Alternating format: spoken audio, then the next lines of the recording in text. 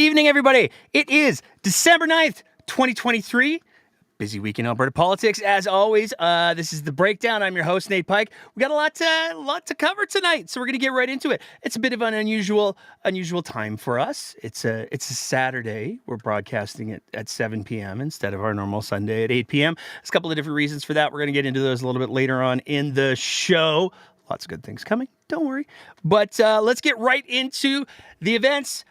Some of the bigger events. It was a busy week, so we can't possibly cover it all. But let's get into some of the bigger events of the week right out of the gates. We're going to start with none other than Dr. Trevor Tombe. Had a busy little week this week. He was releasing stuff left, right, and center, and a lot of it is really important stuff, and it's stuff that we're going to spend a little bit of time on tonight. So to start with, he released, in conjunction with Dr. Jennifer Winter, an infographic. It's like a little mini research thinger that says, hey, here's a topic, and here's a very short, condensed version of an incredible amount of math and research that generally goes into these things, because we got a couple points that are important that we think people should know. We're going to talk about what that infographic says, because there's a lot of conversation that's going on right now about the carbon tax. We're seeing the federal conservatives. They're going on and on about, the carbon tax is just the worst. We'll get rid of it because affordability. It's just the carbon tax is making everybody's lives so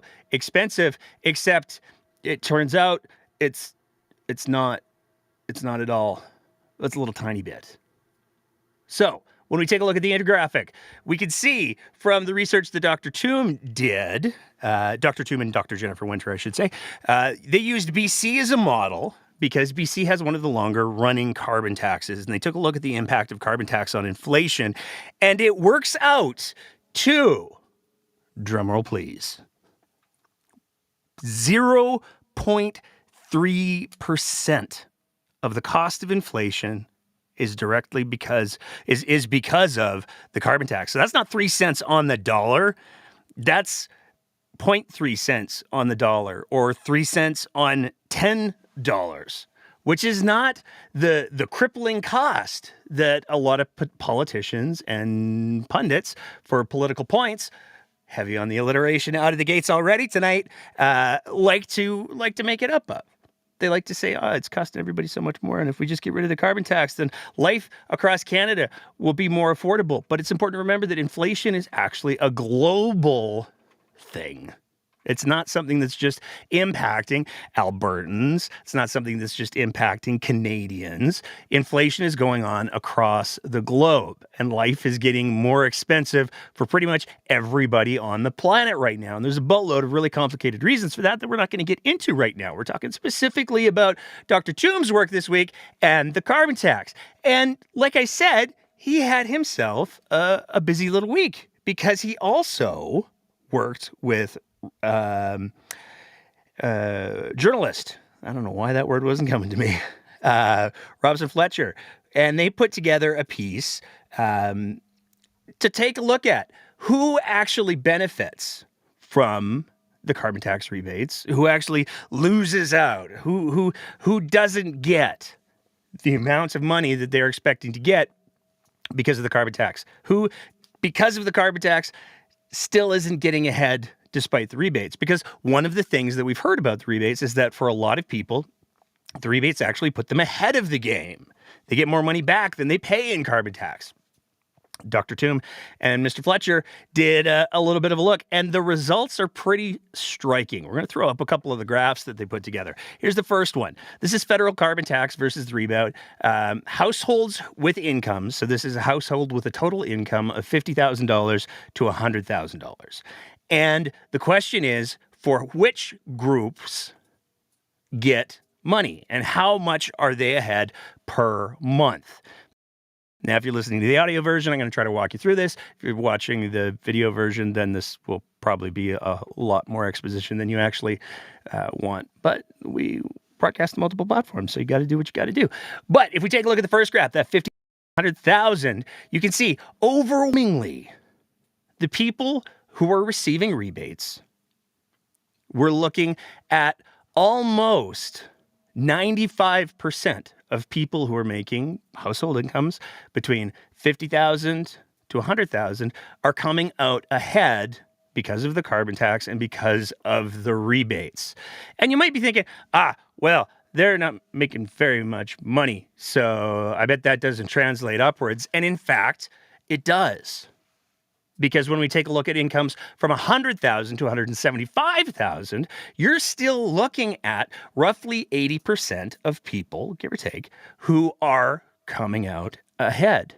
And a household income of $175,000 is not a whole lot to, you don't want to sneeze at that. That's a healthy income. Where it starts to get really telling, though, is even if we go 175 to 250,000, more than 2/3 of people coming out ahead monthly. The rebate exceeds the costs of what they're paying in carbon tax. Now, there are some people, that's that 20%, who it's costing them a little bit more. But the vast majority, the numbers that we're talking about here, for the vast majority of people who are being negatively affected, we're talking about $20, $30 at the most a month.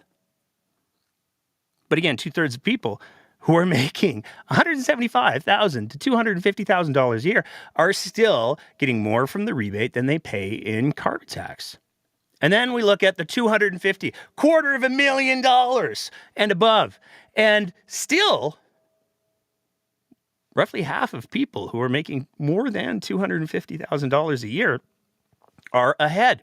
They're still getting more per month from the than they're paying in carbon tax.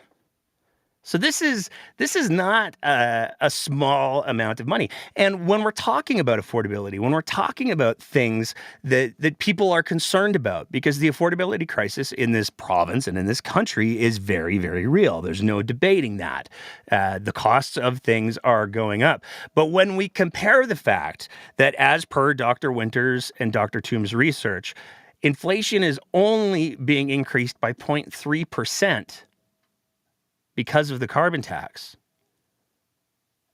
And the vast majority of Canadians are still coming out ahead because of the rebate.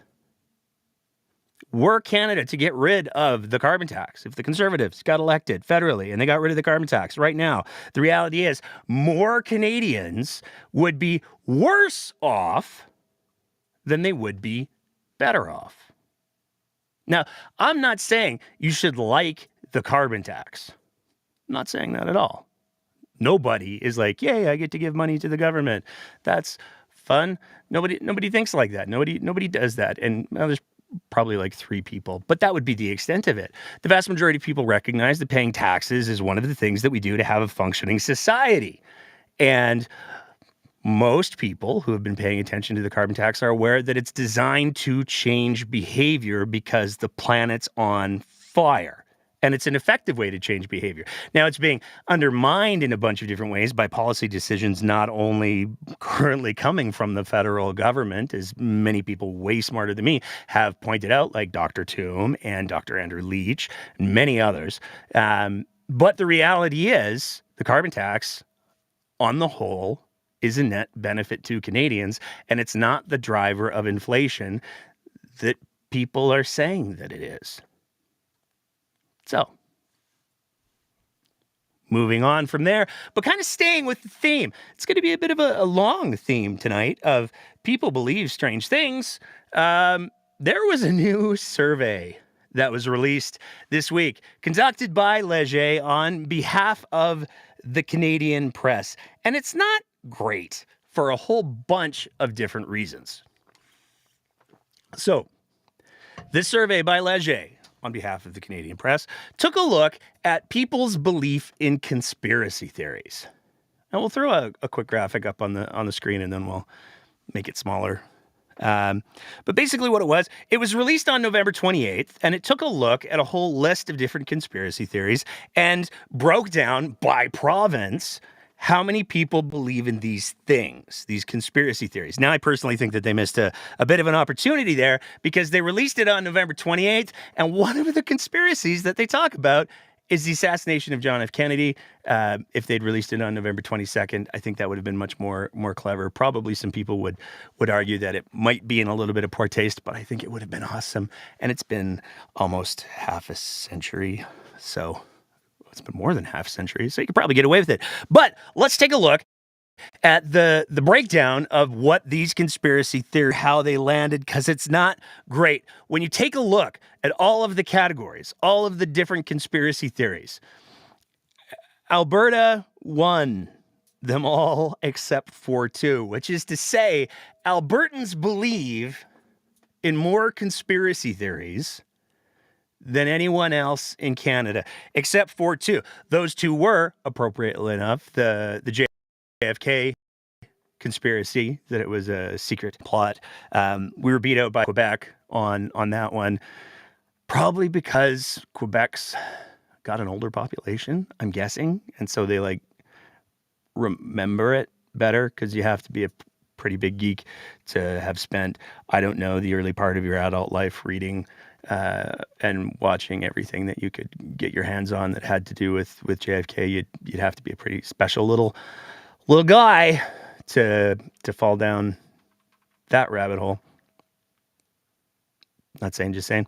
But Quebec beat us on the JFK side, and then the other one that we didn't come in first was chemtrails. Manitoba and Saskatchewan combined. They had to team up in order to beat us on the chemtrails belief. We were second, though. So where did we really win, though? And this gets to be a combination of embarrassing and it perhaps a little bit of insightful. We're going to run down the really striking ones. 46%. That's almost half of Albertans believe that a cure for cancer exists, but government and big pharma withhold it. 45% of Albertans believe that COVID was a bioweapon. So again, almost half of Albertans believe that COVID was a bioweapon. 44%, so we're wandering down below the just half mark. 44% believe there's a secret global elite working to create a one world government. And here's my thing with that. If almost half of Albertans believe that there's a secret elite working to create a one world government, haven't they been paying attention to, I don't know, Alberta for the last little while? Because we can't even get along with Canada on the best of days. You take a look at all of the strife that goes on between Alberta and Canada on a regular basis, and there's 44% of Albertans believe that there's some sort of a secret government pathway to creating one world government that will oversee everything, when we can't even get along in confederation with any kind of frequency. I mean, I'm not saying, I'm just saying. 27% of Albertans believe that the U.S. election was rigged and that Trump is the rightful president.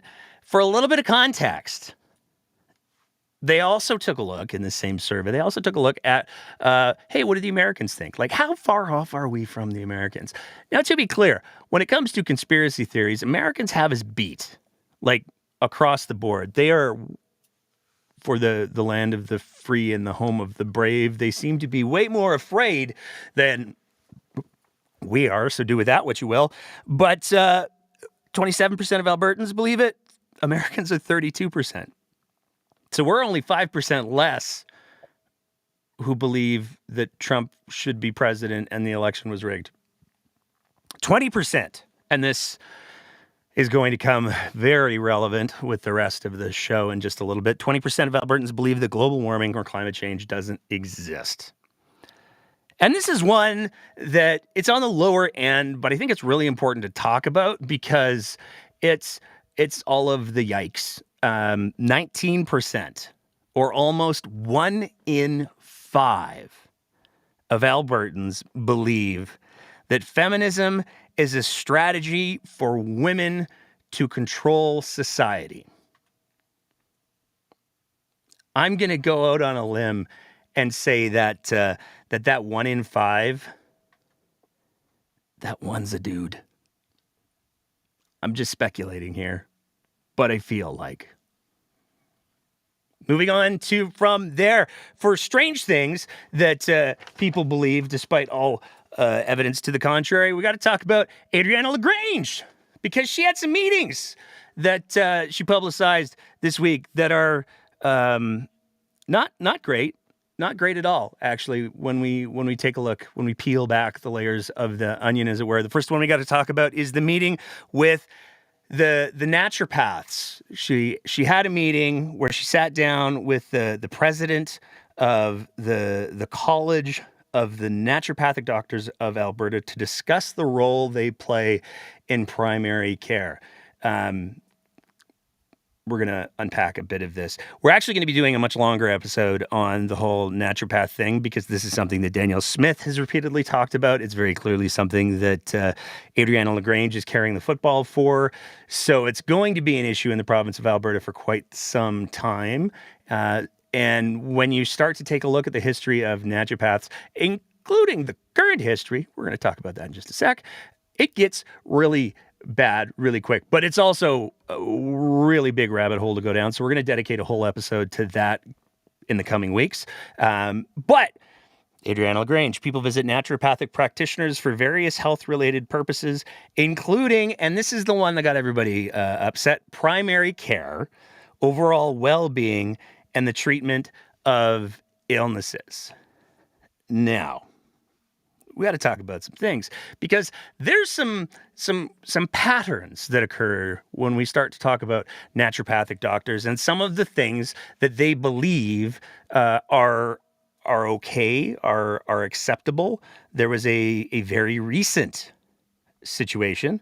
This was just back in 2021, where a naturopath was accused, but we don't really have to say accused anymore because he admitted to it, of using nephew's stool to make fecal transplants in a basement apartment, because those fecal transplants were being used to treat autism.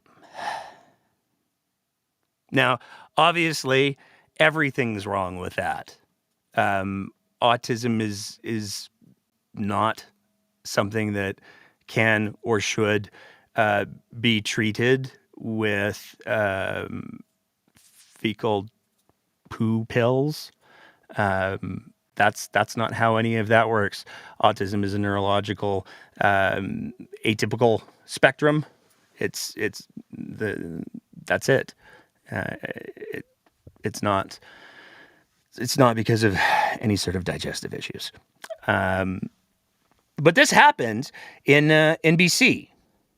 And it only happened a couple years ago. Now, that is something that should have everybody quite concerned. But it's not an isolated incident. In fact, if you take a little bit of time and you Google naturopath and charged or naturopath and investigated, you can find no shortage of instances in the province of Alberta, in the country of Canada. You can do it globally. We're going to just talk about these two stories. There's a naturopath who gave vitamin IVs to mental health patient without the doctor's knowledge. So the Coles notes of this story was, there was a patient who was on a mental health hold. They were deemed to be not able to take care of themselves, so they were living in a mental institution. They were getting out occasionally on day passes, and somehow they fell down the rabbit hole of getting IV treatments from this naturopath who believed that the IV treatments would help address, allegedly, the underlying mental health stuffs. Now, that's bad in and of itself. But where it gets even worse is the treating mental health team found out about this from the patient. They spoke to the naturopath and said, okay, so we're the guardians of this person. We're the ones who are taking care. We've spoken to his mother, who's his legal power of attorney. Nobody wants this. Please stop. And the naturopath continued to provide the treatments. That patient later died. Now, It's alleged by the family that the patient died of a blood clot that was caused by these treatments. That's up for a whole lot of debate, and we're not going to weigh in on it one way or the other. But the simple fact that this naturopath doctor believed that it was acceptable for them to go against the will of the patient's family, the mental health team, this is a really big problem. And there's a lot of concerns that exist with naturopaths and naturopath physicians. And in fact, when we take a look at the college that Adriana LaGrange met with, it's actually really quite new. It was only established in 2012. And it was established by the PCs in 2012. They justified it by saying there needed to be a college in order to ensure safety. Now, it's worth noting that decision to create the college came about 5 months after a child here in Alberta who was suffering from a severe infection was allegedly assessed by a naturopath and was treated using naturopathic remedies, and that child died. 5 months later, the PC government said, maybe we should make sure there's some safety measures in place for people who call themselves naturopath doctors. And thus, in 2012, was the college that Adriana LaGrange took a meeting with to talk about their role in primary care established. That's how the college got started. So that's not great. But it's really important to understand that even if you're someone who believes in naturopaths as practitioners. And there's lots of anecdotal stories about people who say, I go see a naturopathic doctor and they were able to find a thing that my GP couldn't find. And that's fair. That is an anecdotal story that has no documented evidence. That could be true. It could also not be true. Not here to say one way or the other. But the reality is you can have somebody who is a naturopathic doctor who is right every once in a while just because lucky's good. And they do have some emphasis on some medical training. They do have also the option as a naturopathic doctor to learn a bunch more after they become naturopathic doctors. And for those of you who are listening to the audio version, I am air quoting the hell out of doctors every time I say it, because while they do have a PhD, that PhD has been issued to them by only one of two schools in the entire country, because there are only two schools in the entire country, one in Toronto, one in British Columbia, that provide the accreditation of naturopathic physician, doctor, because no other universities want to touch it with a 10-foot pole because it's not based on actual medicine or evidence. So there's that. And as there is a massive shortage in primary care providers, there's a lot of people who are very concerned that the fact that Adriana LaGrange said, hey, you know what? I had a meeting with the naturopath, the president of the College of Naturopaths, and I don't know, maybe they fed the ducks as well. And there's a lot of people who are concerned that they're going to be moving forward on making good on Smith's idea that naturopaths should be included in primary care. And they shouldn't be.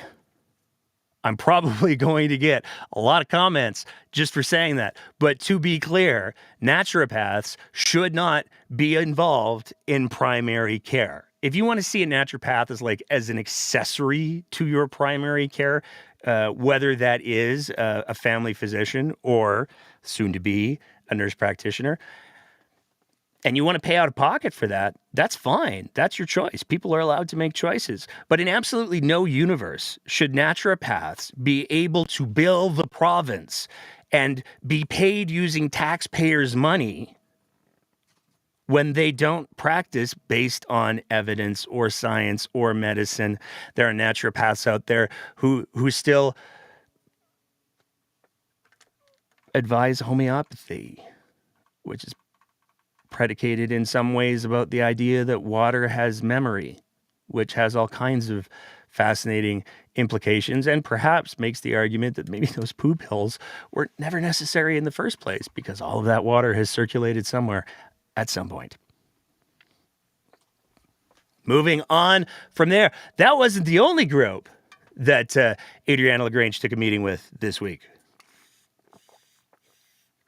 And this is where I have to do my full disclosure bit. I try not to do this too often because the last thing that I want anyone thinking is that because of what I do for a living, I should be listened to on any political issues, because that's not how that works.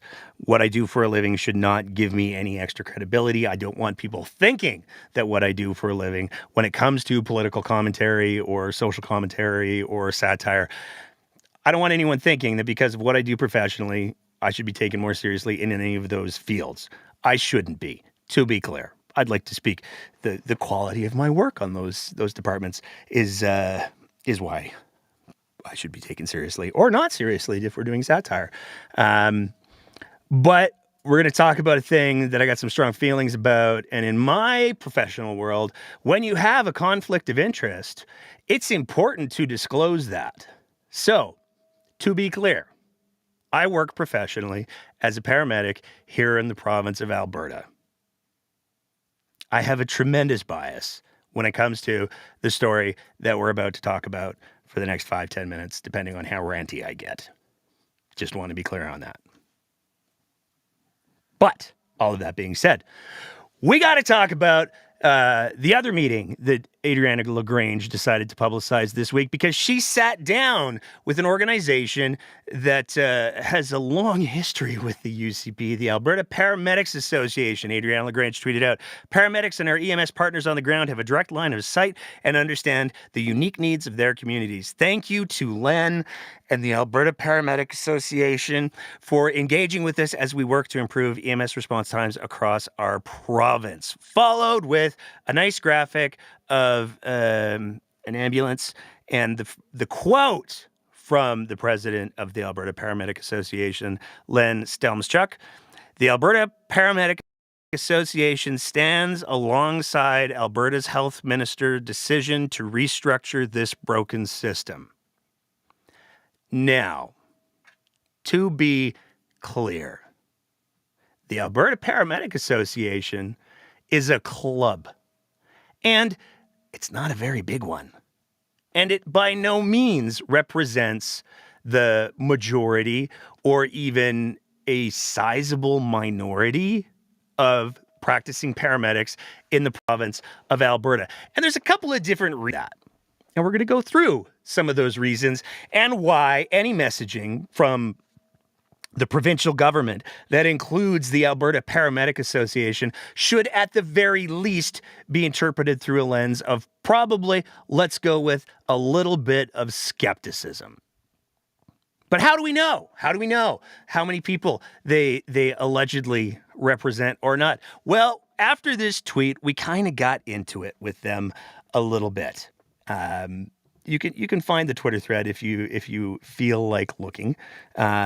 But we asked the question, hey, what's your membership looking like these days? How many people do you have that you claim to speak for as you're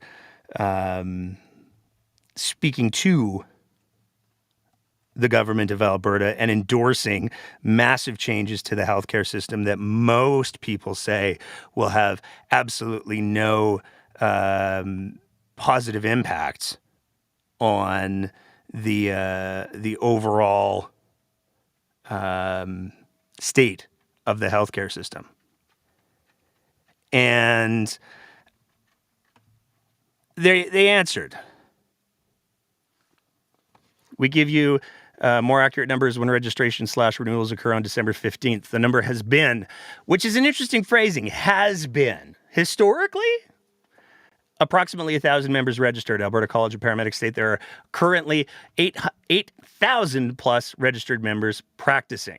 So let's throw a little bit of context on here. Historically, the Alberta Paramedic Association has been allowing people who aren't even paramedics to become members. They've allowed friends and family to become members. So how many of those 1,000 members are actually practicing paramedics is really open for some interpretation and some debate.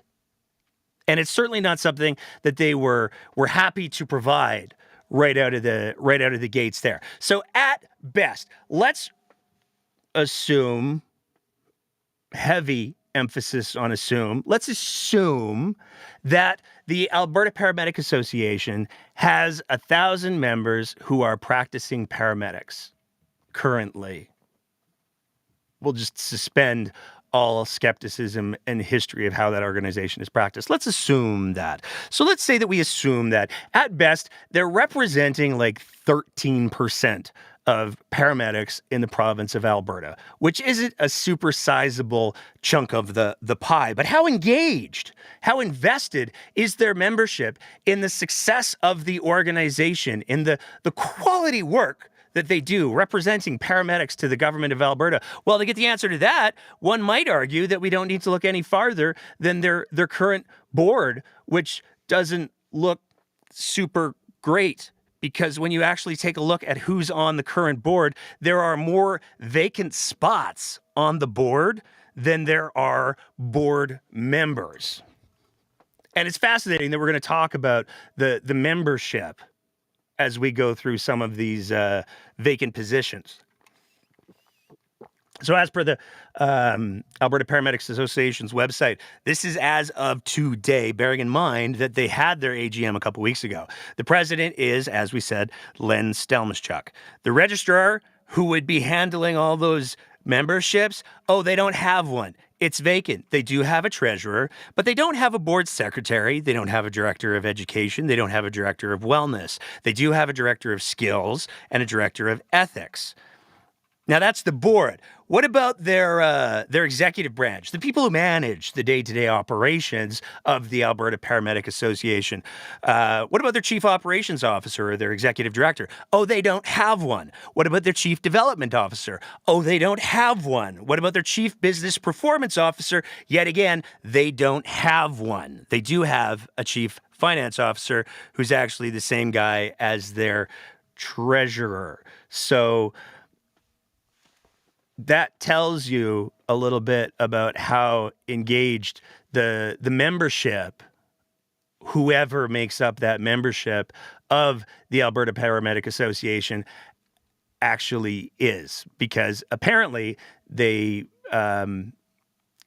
have, let's count again, 1, 2, 3, 4 people involved in their organization that claims to represent just over 10% of the paramedics in the province of Alberta. Maybe that's why. And I'm just speculating here. I can't say with any certainty or authority. I'm just speculating. But maybe that's why they were so eager to find any kind of relevance that the government of Alberta might be willing to offer. Maybe that's why when Adriana LaGrange and Danielle Smith blew up the healthcare system in the province of Alberta, they were there out of the gates offering their full-throated support. The Alberta Paramedic Association supports the minister's refocusing of the current health model in Alberta. This revisioning allows for opportunities to tackle current issues and create system enhancements in the delivery of services for Albertans, including those improvements linked directly to the profession of paramedics. That quote is from the press release that was issued on the day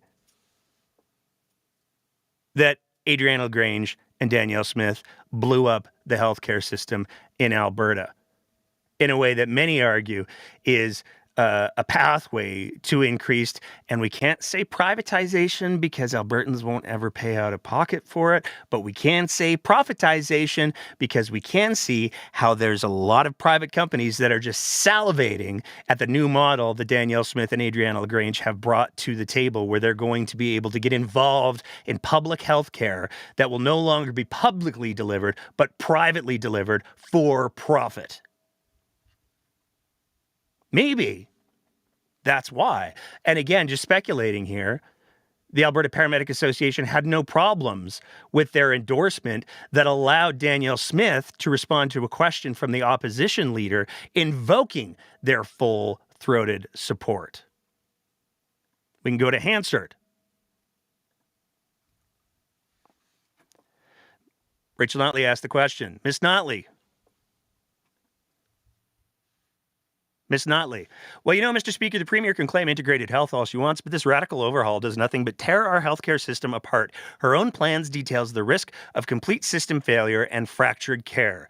But the UCP's plan will not just fracture public health care in Alberta, it will absolutely shatter it. If the Premier wants to refocus, why won't she turn her attention towards hiring more frontline healthcare workers to take care of Albertans, or does she believe we already have enough? To which Danielle Smith responded, "Thank you, Mr. Speaker, something that the official opposition and leader and I agree on. Let's make sure that resources are going to the front lines. It's the reason why so many frontline health professionals have stood to validate what we're doing today. Elliot Davis, Strathcona Professional Firefighters Association, Dr. Sue Pendergast. That name sound familiar with all the nurse practitioner stories that have been going on lately? The president of the Nurse Practitioner Association, Dr. Les Sheeler, an anesthesiologist, Dr. Paul Parks, president of the Alberta Medical Association. That one's probably up for some debate. And Len Stelmaschuk, president of the Alberta Paramedic Association. So this is an organization that on more than one occasion has lended itself to the Premier to provide credibility that some might argue an organization that only represents 13% at best of the paramedics in the province of Alberta doesn't actually have the credibility to lend, because they don't even have a full board, and they only have one of their 4 executive positions currently staffed as per their own website as of today. But of course, there's more, because Len is just the current president of the Alberta Paramedics Association. Let's see, who was the former president of the Alberta Paramedics Association? And did that individual lend themselves to, I don't know, let me think here, maybe multiple instances of propping up the provincial government's decisions when it came to healthcare? Oh, yes, it absolutely did. That was Dusty Mishral. And Dusty was there to provide credibility for the COVID-19 vaccination decisions when the provincial government decided, after they hadn't originally, to include paramedics in being vaccinated in phase 1 of the vaccination rollout. Now, Dusty was more than happy to stand behind the lectern and take some credit for the work that was going on there and completely ignore the fact that it was the work of a good number of grassroots paramedics, as well as multiple other paramedic associations or paramedic organizations who got that vaccination availability to paramedics. Dusty's happy to stand behind the lectern, though. Given the story that we talked about last week, where the reality of the dispatch system in EMS has once again been upended because Fort McMurray, Wood Buffalo, is getting their EMS dispatch system back. It was pulled away from them by the province at no small cost to centralize the EMS dispatch system. Who was it who stood forward to give credibility to that decision that has since been walked back at the cost of $2 million to the taxpayer? Well, look, it's the Alberta Paramedic Association. There's Dusty again. And then, again, we have Dusty hanging out on the back of a pickup truck, enjoying some Tim Hortons with former Health Minister Tyler Shandro. And if that was all that we could talk about in regards to the former president of the Alberta Paramedic Association and the rather close affiliation with the UCP, then we'd be done. But it's not, because of course there's always this. Dusty stepped down from being the president of the Alberta Paramedic Association to seek the UCP nomination that was eventually won by poop cookies. Jennifer Johnson. So when we're talking about the Alberta Paramedic Association, it's probably a good idea to keep in mind the quality of work that they do and their close affiliations with the UCP government over the years. But just to put the cherry on top of this little one, we swung by the Alberta Paramedic Association's Facebook page today to see, hey, maybe they had their AGM. Maybe they made some new announcements about filling some of those half a dozen plus vacant roles within their organization. We couldn't find any examples, but we did find what appears to be an ad for an insurance company. Now, this was posted, to be clear, this was posted by the Alberta Paramedic Association to their Facebook account. I bet if you go there right now, I don't know how long it's going to be up for, but I bet if you go there right now, it'll still be there. What does it say? Nobody wants to entertain the thought of a break-in, so already we're super relevant to the practice of EMS. But the truth is, investing some time, energy, and a little bit of money can make a world of difference to protect your home belongings and peace of mind. Here are our top 10 tips to fortify your home security. For more guidance, connect with ProLink. We can help you arm yourself with the right precautions, including the right insurance, yada, yada, yada, yada. For as a member of the MPA, you could say, as a member of the APA, the Alberta Paramedic Association, you could see savings of up to 15% off your home and auto coverage through ProLink's group program. They didn't even change the tense of who wrote the ad for the insurance company. I mean, 15% off insurance these days with the insurance rates, that's not terrible. I can understand why some friends and family might sign up for memberships if they're still running that program. But to have this as the most recent post on a Facebook page that's claiming to represent paramedics when very clearly they're just as invested as representing an insurance company and taking word for word their advertisement and posting it as if it was their own, that's pretty telling, some might say, about the kind of organization that Adriana LaGrange is using to prop up her decisions when it comes to healthcare. Moving on from there. The big story. Well, there was two. There's a couple. We got a couple other stories to work through, and then we'll open it up to our open mic. I don't know if we're going to get anybody in for the open mic tonight because we changed the time and the day of the show on like 48 hours notice. But if we do, cool. If there's anybody who's listening on the Twitter Spaces or if you're watching on YouTube or Facebook and you want to tell me how we got something wrong or you want to talk about something that we haven't covered, then hop on to the Twitter Spaces and on a mobile device, can't do it on your laptop, can't do it on your iPad. But if you got a phone, you can do it there. The other big news this week, federal government has been talking for quite some time about how they're going to be putting in an emissions cap on oil and gas production. And there's a couple of different reasons for that. One of the biggest ones is oil and gas sector is responsible for 28% of all of Canada's emissions. So the change has been a coming for a while. Now, as you may know, if you listened to last week's show, Danielle Smith, she's not so much in the province right now. She's a little bit in the Dubai area.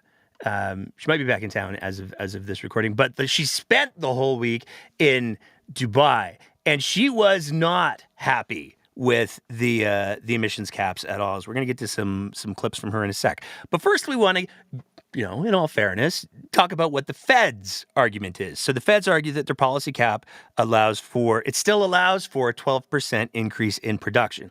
So Daniel Smith, the UCP, some other people have been saying, you know what, if they come in with this emissions cap, that's a de facto production cap.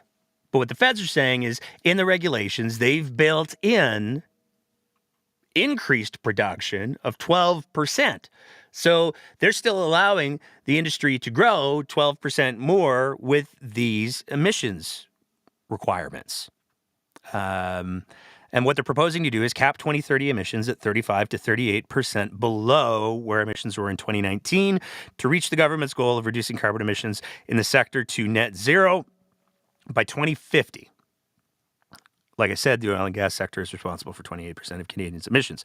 Now, the federal government is arguing that most of the emissions reductions will be driven by tech, which is also very familiar to what Danielle Smith and the UCP have been saying.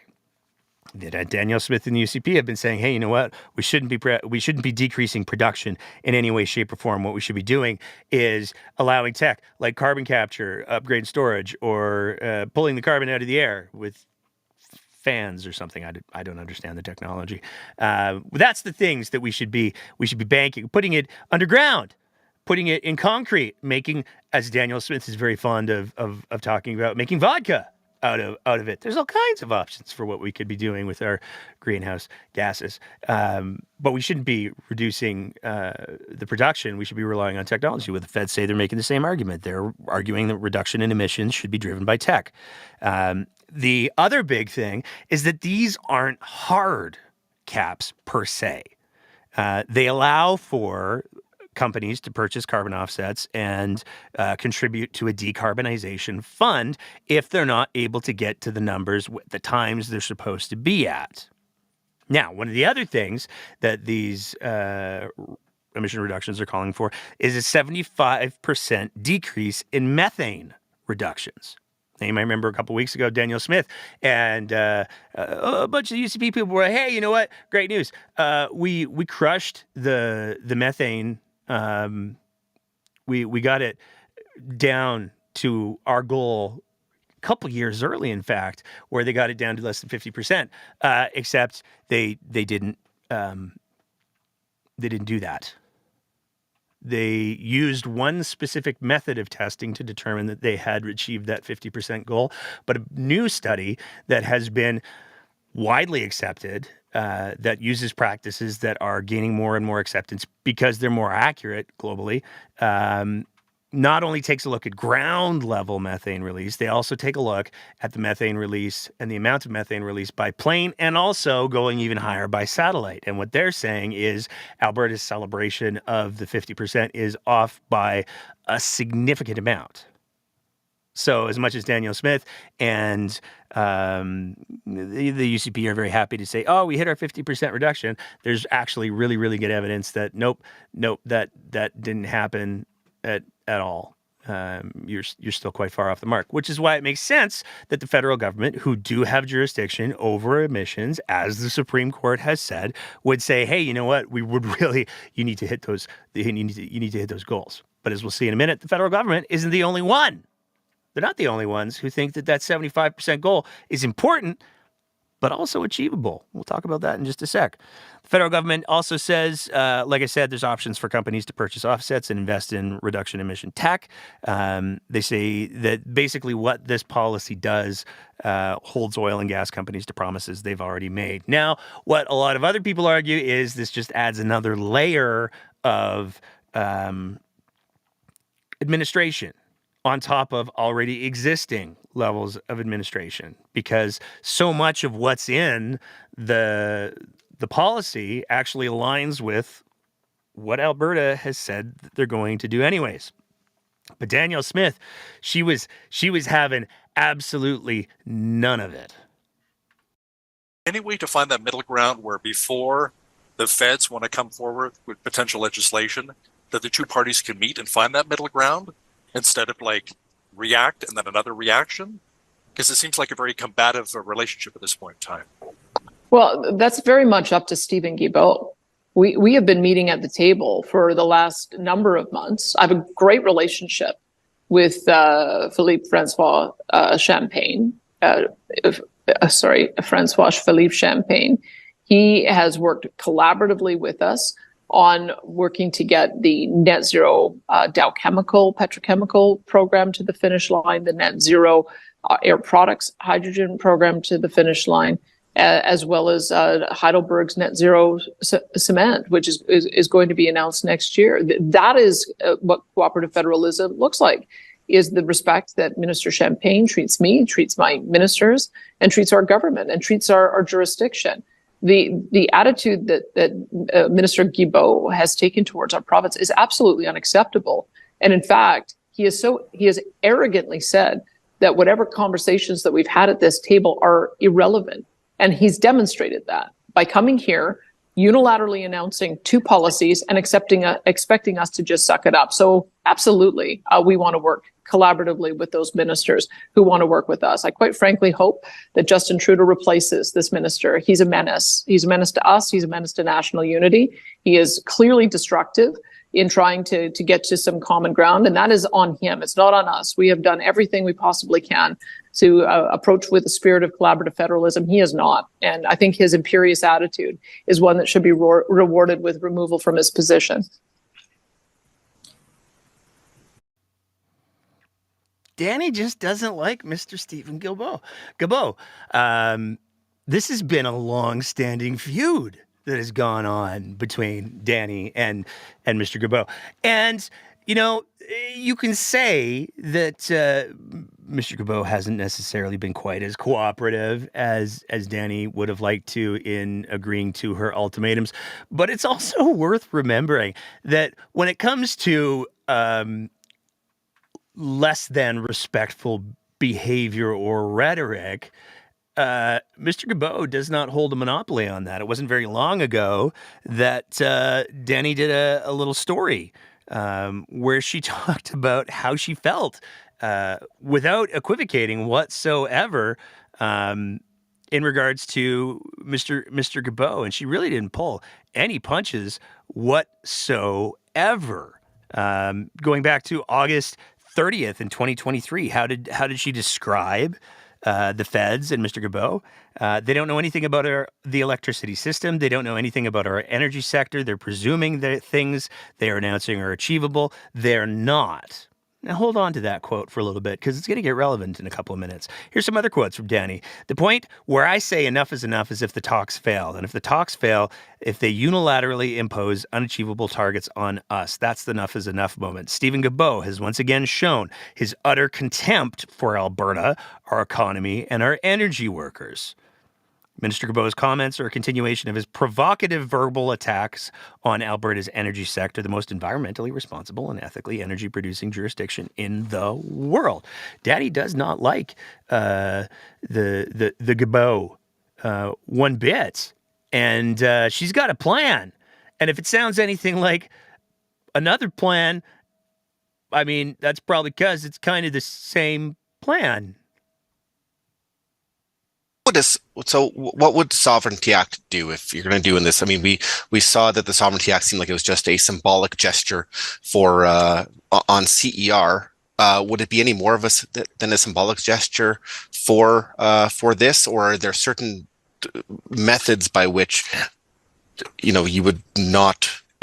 Alberta would not comply with this? I mean, how does that actually work in the real world? Because the last time we had the Sovereignty Act last week, it was heavy on symbolism and a crown corporation, which you could have done otherwise. Well, I'll tell you, I mean, if the clean electricity regs go ahead, we will start creating natural gas power generation that, whether we fund it through a crown corporation or some other means, we will make sure that gets built. That is not symbolic. That is in actual point of fact the truth. The Capital Power has said that under the current clean electricity regs, they will not invest in any more natural gas-fired generation. So we have said we will be the generator of last resort, and you'll just have to watch me if you don't believe me. That is what the Sovereignty Act was about, is it sending the indication that we are simply not going to comply with federal rules around this, and we are going to make sure that the power stays on and that we get the generation that we need.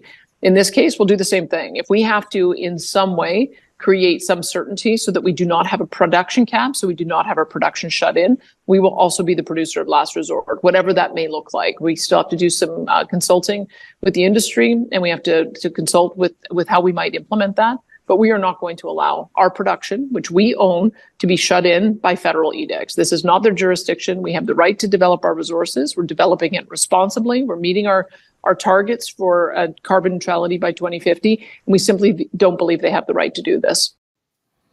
So, to recap, Danny, the free market libertarian, her response to the provincial clean electricity regulations was to say, "Hey, if you're going to force people to have net zero by 2035, then what we'll do is we'll create a crown corporation and we'll build all the natural gas power plants because we're not going to go the renewables route in any sort of substantive way, apparently, or the power storage route in any sort of substantive way. We're just going to go with natural gas. And if we can't convince investors and companies that there's a business case for natural gas, well, then we'll just provincialize the power delivery system in the province of Alberta, and we'll take over all of the natural gas plants and make it a crown corporation so that the government then has to fight with the government. Hey, remember that whole conspiracy theory about that one world government working together? Just thought I'd bring that up again. But it turns out that's her same plan for oil and gas. Apparently, the biggest emitters of oil and gas. She's going to nationalize oil and gas development, which would presumably mean buying the companies and the infrastructure to do all of the getting all of the oil and the gas. And when we take a look, which we will in just a second, what areas are the biggest emitters, that's not a small price tag to take that over from. It's a very, very big one, in fact, when we take a look at who the biggest emitters are when it comes to emissions. We're going to talk about that in just one sec, because that was another heated part of the conversation. But it's worth noting as well that Danny wasn't the only one who had her feelings hurt by Stephen. We had a productive first meeting. I reached out to him last week to let him know about the success that Alberta had when it came to meeting our methane emissions reduction targets 3 years ahead of schedule, and update him on our CCUS tax credit program. We met here in Dubai, and at that meeting, he refused to tell me when they would be announcing this emissions cap, what would be included. His words were that we needed to sign an NDA. And as Premier has said, if this was a constructive federalism, we wouldn't have to sign an NDA to have a conversation with the federal government about policies that impact areas of provincial jurisdiction. That is wildly disrespectful, given that my meeting with him was only 2 days ago. So they knew exactly what they were up to. They just didn't want to have the conversation. I think that is, I quite frankly think that that is unbecoming of a minister, and I think it's absolutely disrespectful. So disrespectful that the federal government would have a planned policy announcement, and Rebecca Schultz, who's not the Minister of Energy, by the way, she's environment.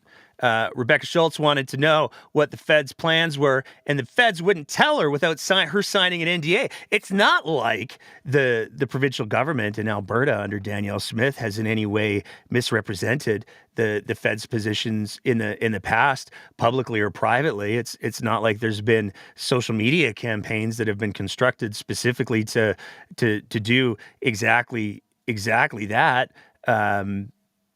Is it? It is. It in fact is.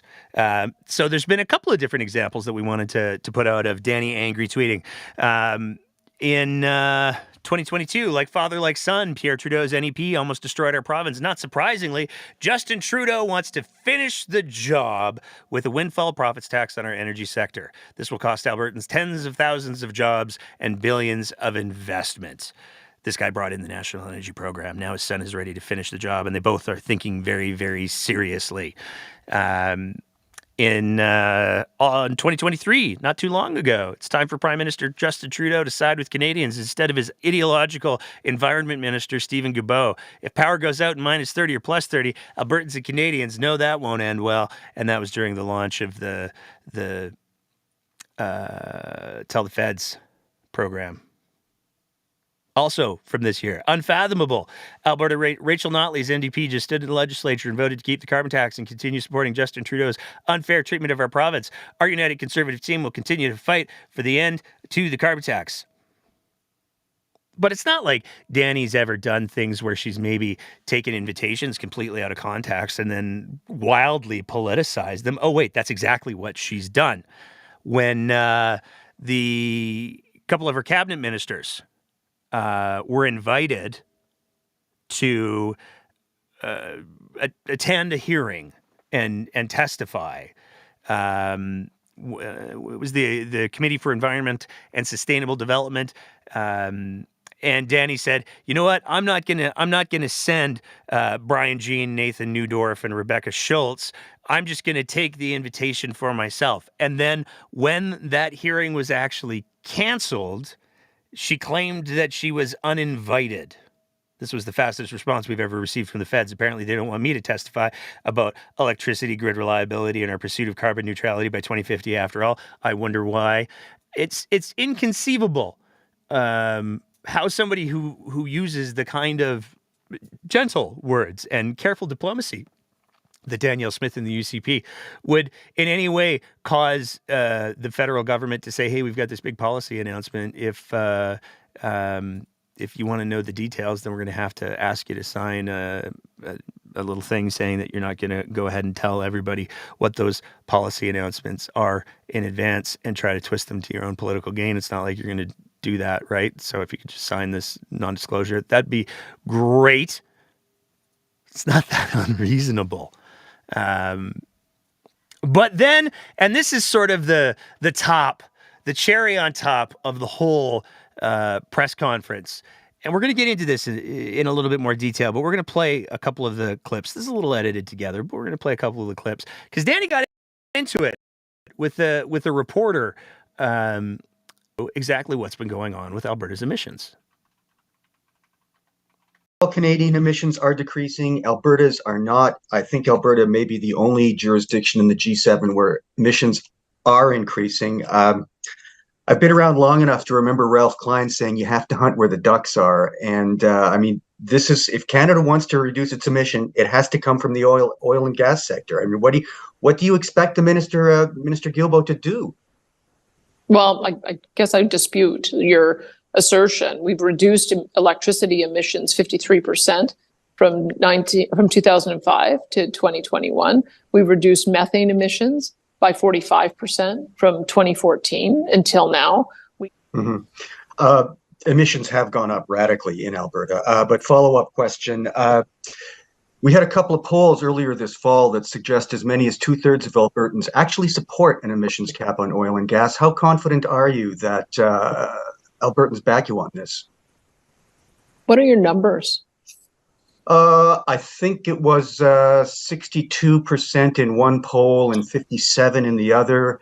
No, what are your numbers that you're talking about emissions going up? I just need to know what your baseline is.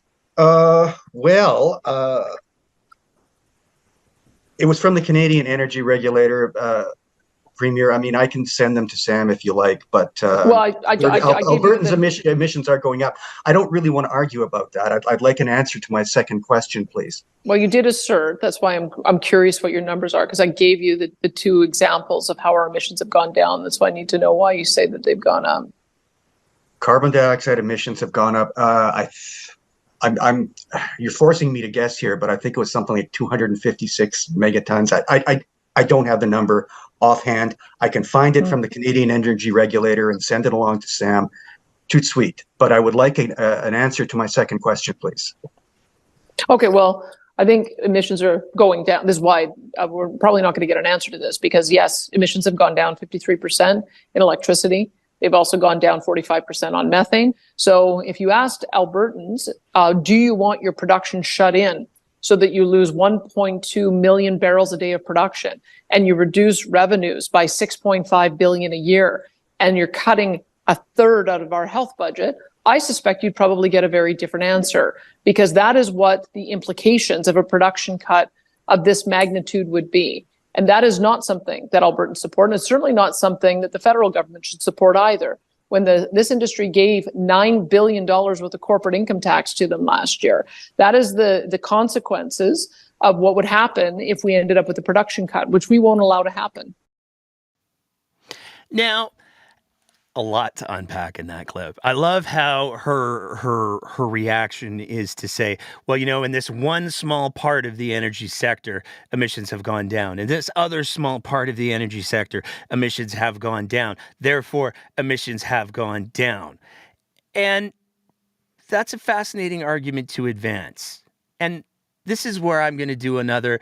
I love journalists so much. As an avowed not journalist, I have nothing but respect and admiration for the work that the real journalists in the province of Alberta do, because there's some very smart, good at finding the facts and the details. One of them is Jason Markusoff. Jason Markusoff put out in response, direct response to Danielle Smith's whole little rant there, a little bit of a rebuttal. He said CP's referring to all the Twitter handles. The reporter questioned Daniels regarding the fact Alberta's emissions have been rising steadily while most other jurisdictions decreased. The premier doubted that assertion. Here's the latest year of national stats. And this graph is really quite telling, because not only does it demonstrate very, very clearly that, yep, if you look, Alberta's emissions are, wow, they're really going up. The three different colors are 1990, 2005, and 2021, because those are the most recent numbers that we have. And looking at those numbers, not only are Alberta's numbers significantly increasing. So that reporter who was asking that question was absolutely right. Not only are those emissions significantly increasing, but when you take a look at all of the rest of the provinces, the 2021 numbers are almost more than all of the other provinces and territories combined, with the exception of Ontario. In order to make that work, we have to take Ontario out. Ontario has the second highest emissions. It's almost as if they're like a very population heavy, dense province or something. I don't know. But even Ontario's emissions have precipitously dropped from 2005 to 2021. Alberta is the only province that is having significant increases. So the reporter was absolutely right. But Jason Markusoff's tweeting out that graph started a fascinating little conversation that puts some important context on Danny's claims that, hey, you know what? Electricity's gone down, and, you know, we've got these other sectors that are decreasing. And that's technically true. But let's take a look at this graph from PJ Partington, which is, I just want him to be a character in an English children's book.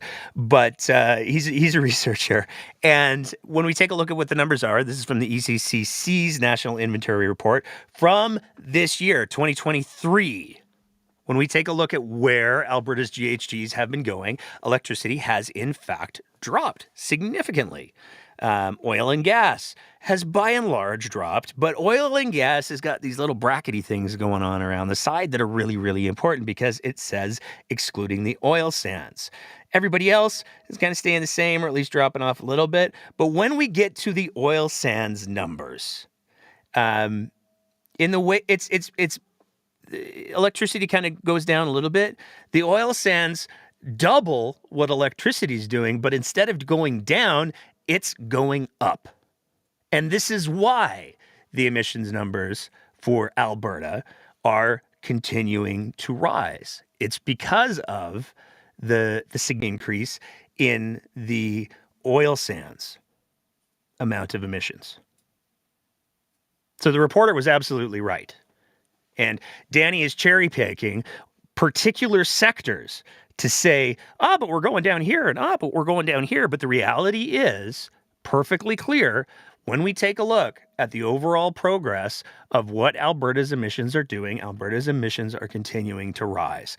And that's given the fact that it hasn't been up until this year that we've been tracking methane emissions with any kind of accuracy, because the provincial government is still relying on the old methods that are wildly inaccurate.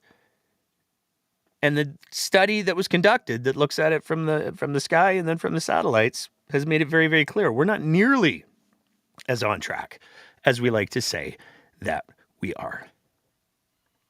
Moving on from there. And this one's fun in a not fun way. We got to talk about the pension thing again, because it's just the song that never ends. It just goes on and on, my friends. There was an announcement that was kind of quietly made while Danny was out of town. Jim Dinning Nate Horner. They stood up and they were like, "Hey, we got to talk about this pension situation. We're going to be pausing the public consultations." And there were some fascinating little tidbits. For those of you that listened to last week's show, you'll probably remember did a series of FOIPs that were responded to, let's go with laughably, because we asked for all of the conversations that went between the company that did the Alberta Pension Report. So originally, the one organization, then it went through LifeWorks, and then LifeWorks got bought by TELUS, and then the final report was released in August of 2023. And we asked for all of the conversations that took place between Treasury and the organization that did the report in its various incarnations in regards to any revisions that might have been made. And the only information that we were provided through the FOIP office in the name of all things transparent was the initial RFP, which had some fascinating little things in it. And we were also provided the kickoff PowerPoint. And like we said last week, the PowerPoint initially looked fairly boring, but then we saw that there was a specific timeline for when the report was going to be delivered. And we speculated, based on the fact that that report was supposed to be delivered in April of 2021, that maybe there's been more than one report. Maybe there were multiple reports that the government had done in regards to the pension plan, which opens up a boatload of questions. Because if there were multiple reports, then the first question you have to ask is why? Now, Daniel Smith has said, it's because they had to update the numbers. But that doesn't line up with the amount of time that it takes to generate the report, either in regards to when the report was delivered or in regards to when the report was released. It doesn't make sense. The firm that did the report initially said it would take 5 months to do the report from start to finish, but Daniel Smith would have Albertans believe that it took the better part of 8 months for them to update the numbers, which should have just been clicking a few things and presumably an Excel spreadsheet to get the updated model. Because Danny's argument was, well, the Canadian pension released some new numbers, so we had to update things, and it changed things. Now, this is a hard sell because we also got a hold earlier of a briefing note that was provided to Travis Taves, which provided a very different summary of the amount of money that Alberta could get by withdrawing from the CPP by like orders of magnitude smaller. So we speculated. There's got to be more than one report. It can't be just an update. There's got to be more than one report. And we filed a bunch of FOIPs in regards to trying to find out the details of what were all the deals going on with these multiple reports. But then we went and we had ourselves this presser. And we're going to get to the pertinent part in just a sec. But first, we got to talk about why the presser was a thing. And that comes down to they're pushing pause on the public consultations because the feds have said that they'll get the chief actuary to take a look at what the numbers should be and then provide the numbers to the province of Alberta. And then they'll restart the public consultation piece. But even in the dialogue that went on there, Nate Horner was very, very clear. It really, really depends on what the instructions were that were given to the chief actuary, because depending on what the instructions were for how things should be modeled, that can totally change the results, which is kind of the point that we were trying to get at last week. What were the parameters that LifeWorks was given when they redid the report? We'd like to know that, please. We'd also like to know if there were additional costs for the taxpayers of Alberta, please. But those answers are apparently not forthcoming yet. But what did Mr. Dinning say about the current level of support for the APP? So in round numbers, our take on what Albertans told the panel was that about 50% of Albertans say no, don't go to an APP. About 25% have said we're in favor of it. And I'd say then 25 to 30% are still undecided, and they've said, give us more information. 50% of Albertans, they don't want an Alberta pension plan. 25% of Albertans, they maybe do. They do. They want a pension plan. I refer you back to our whole section on conspiracy theories and things that Albertans believe for the reasons that they believe them, but do with that what you will. And then 30% of Albertans, they want more information. 50 plus 25 plus 7:30. It's starting to make more and more sense why it is the province thinks they can get more money out of the CPP than proportionally exists in the CPP.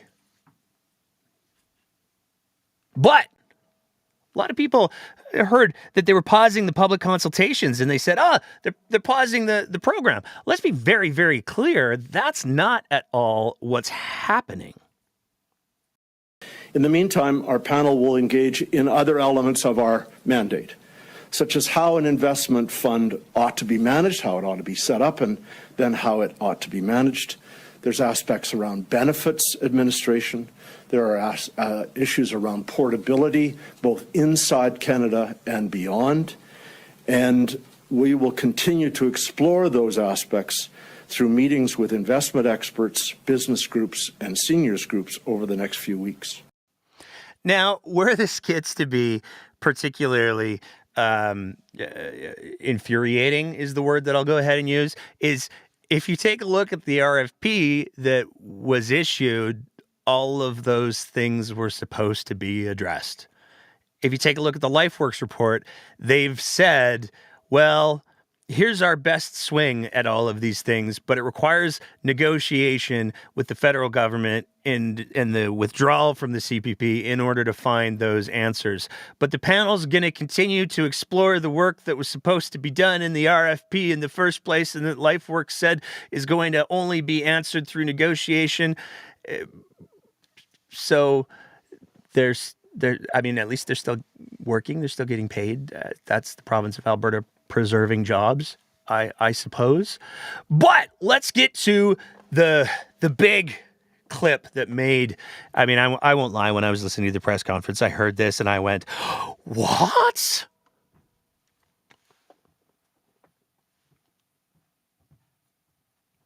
It'll play in a sec, I'm sure. Any second now. It's fun when the tech works.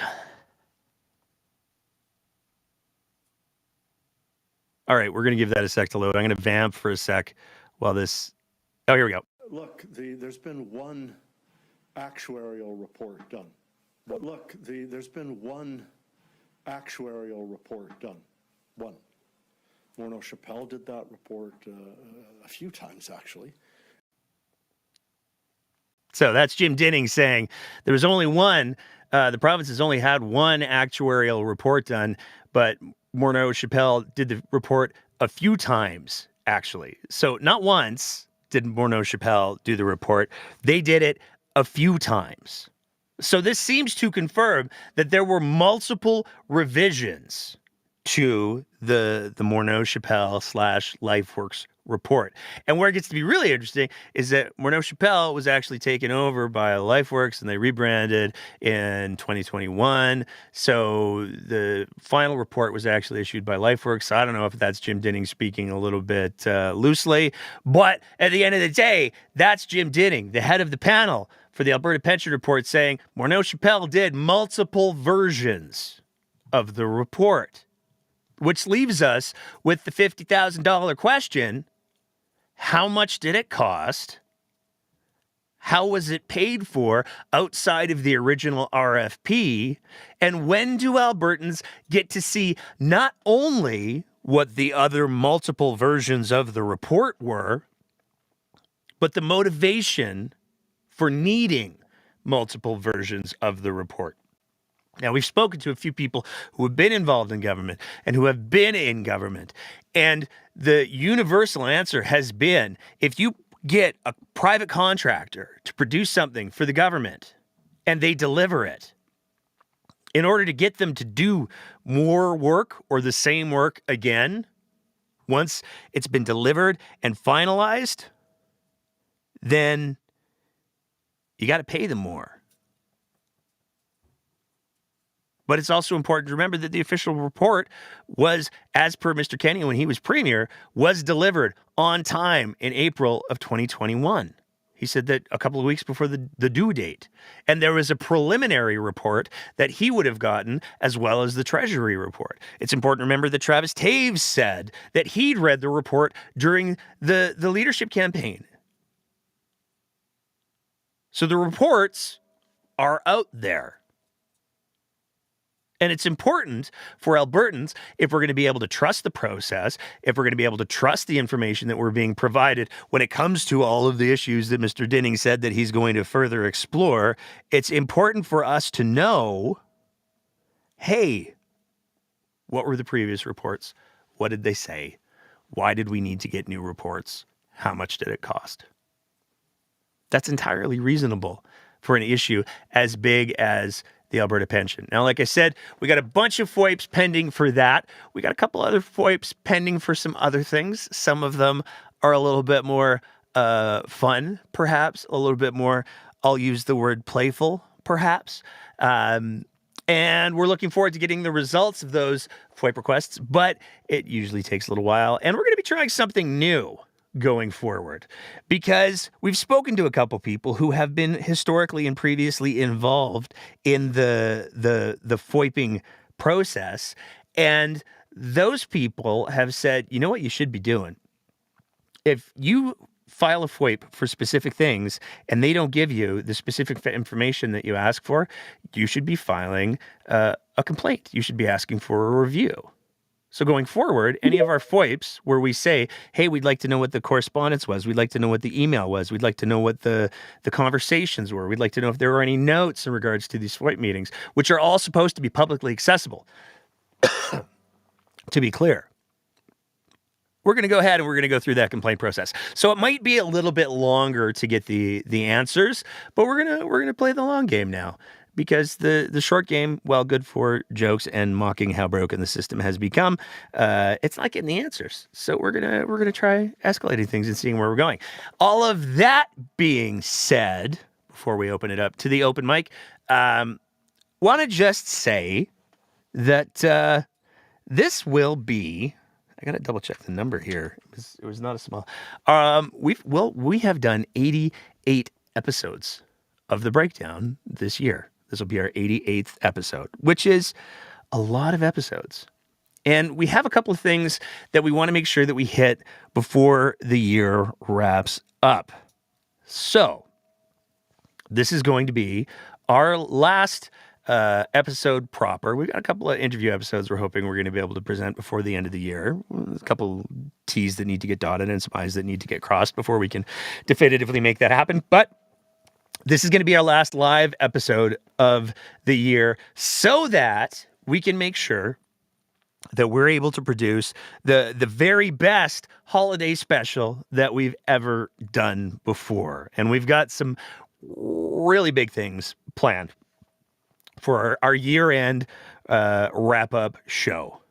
That show's going to be, well, it'll be streamed on December 24th. We're doing it on Christmas Eve. Because here's the thing.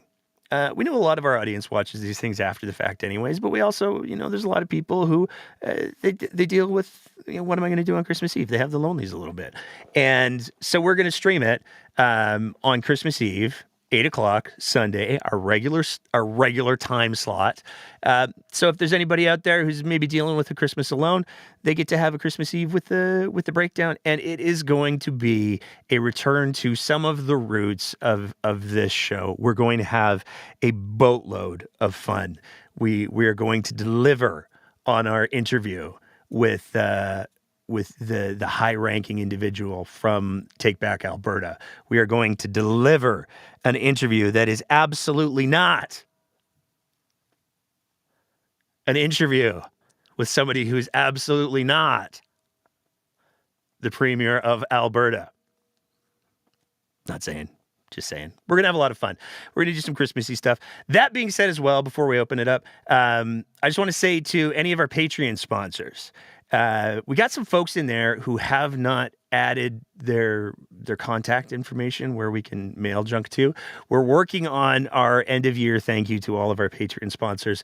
We've got some fun things planned for that as well. But in order to get you the things, please make sure if you're one of our Patreon sponsors, or if you're thinking about being one of our Patreon sponsors, now's a really good time. Just make sure that you got some contact information so that we can mail you some end of year goodies. because we've got some special things that we're lining up as a thank you to everyone who has supported the show financially over the last year. So, all of that being said, that is the end of our content proper for this episode. And this is the part of the show where we open it up to the open mic. We've got two people, regulars, who have already weighed in. We're going to bring in Cassandra first, and then we will bring in longtime friend of the show, Ziad, as well. And then, like I said as well, if anybody has any thoughts that they want to share, hop on over to the Twitter Spaces, and we would love nothing more than to have you weigh in, because this will be our last open mic of 2023. We'll be back with our open mics in the new year, probably first or second week. I don't know. We have to look at a couple of things. But if you have anything you want to share, please absolutely weigh in. Cassandra, what's going on tonight? Well, I'm so glad I caught this show. I tried to catch it last week. I got in for a little bit, and then my phone died. And I missed the rest of the show, so I didn't get to come on. And I had thoughts which I can't remember anymore, so I can't share them now. But before I get into my thoughts, I didn't catch. I was at a community dinner in Bowness, and as I was leaving, I was like, oh no, they're on tonight right now. I better start listening. So I'm glad I caught you. Well, glad you did too. Yeah. So I say I think I've said that I found a place to live. So I moved in, retired teacher, lovely lady, is my new roommate. And it's going swimmingly well. It's been 8 days, but whatever. We get along great. So it's really good. And it's affordable. So that is, through all my trials and tribulations, I would really like to, at some point, kind of go over some of those things that happened, because there was a lot that happened to me that was about this current government, this UCP government, and how they treat people, and how they like to say that they're not actually throwing money at, that I found out in the course of my little journey facing homelessness. And so, but I think I'm going to leave that for tonight, and I will wait till the new year. And but my biggest thing, like listening just to the whole energy thing, Alberta has been a leader in green energy since before I moved back here 21 years ago. Almost 22 years ago, I moved back to Alberta. And what surprised me the most after living so much time in BC is that I moved into Sherwood Park, and out my bedroom window, I could see the stacks and the refineries and everything else. But just a little northeast, and which is the other direction from the refineries, from where I lived in Sherwood Park. There was a brand new neighborhood that had just been built that was completely energy self-sufficient on green energy, and what it didn't use, it fed back to the grid, and that was over 20 years ago. And it was just, and when you think it was only a couple kilometers where all the refineries were, it's really tells you just how far. I also learned a lot over that time. And I wish more Canadians would, just how far ahead Alberta was on the green energy and the renewable energy front. Because so much is always focused on the oil sands and oil production that, it's often been left out, whether we're talking to other provinces or even talking internally about just what leaders Alberta has been in that sector, long before now. And so I find it really disingenuous of, the current government to make it sound like we've been solely dependent on oil and gas, and that there's been no other energy, when in fact we've had wind forever. We had wind. Wind had been here long before I moved back 21 years ago. There was a great article just recently that was published by Global. It was done by Heather Urix West and Krista Hennessy, and it was called "How Alberta Became a Green Energy Leader and Then Squandered It." I just had to share that because it's an amazing article, and it speaks to exactly the things that you're talking about right here. Well, yeah, because everybody was like, "Oh, you're from BC, the tree huggers," because everybody thinks they're so green. No, Alberta, 21 years ago when I moved, it was way ahead of anything BC. As much as they like to gripe and complain and talk about what everybody else isn't doing, Alberta was way ahead that then and still are. And so I think it's really important to point out. And so when you put, when you talk about overreach, about the federal government overreaching, but you're the one that is putting a moratorium on one of a major an industry that's been a major driving force in this province for decades. That's overreach. That's punishing Albertans, right? And because there's billions in investment that you just held up, which we might lose because investors don't like to wait around. Well, you put things on hold for 6 months, they get nervous and start to put that money elsewhere. And, we were on targets. I mean, I could produce multiple articles that show that we were on target to meet the 2050 targets for a number of things by 2035 before the UCP got in. And even while Kenny was the leader, there was stuff happening. It's only since, the lovely Danielle Smith has decided to, has been put in this position that all of a sudden it's unattainable all of a sudden, when in fact, just months before she got in, it was perfectly attainable. And even, the big energy companies, which, are oil and gas mainly, but they have been transitioning and preparing for the shift because they know the writing's on the wall and they don't want to lose money and they don't want to get caught in the cold because they see the writing on the wall. The whole world is going that way. The tech is, if you look into the laws of exponential growth, whenever you reach a certain breakthrough in science or technology or anything, there's a shorter time to the next point of exponential growth. Yep. And it keeps shortening. And that's, and so we're doing it. The technology is coming at such a fast rate that the oil company, gas companies are realizing they don't want to get caught in the cold. They don't want to be stuck still pulling out fossil fuels when all the rest of the world has gone on to something else, and then they don't have a product to sell, right? So this isn't even about them having any specific ideology about climate or anything else. This is just them looking at their bottom line. And the fact is it's getting so much cheaper. Even 10 years ago, it had already started getting so much cheaper to produce green energy and renewable energy than to extract fossil fuels out of the ground. And it just so happens that in Alberta, pulling bitumen out of the oil sands is actually more expensive than pulling it out of most other places in the world because of the nature of what the oil sands are. Yep.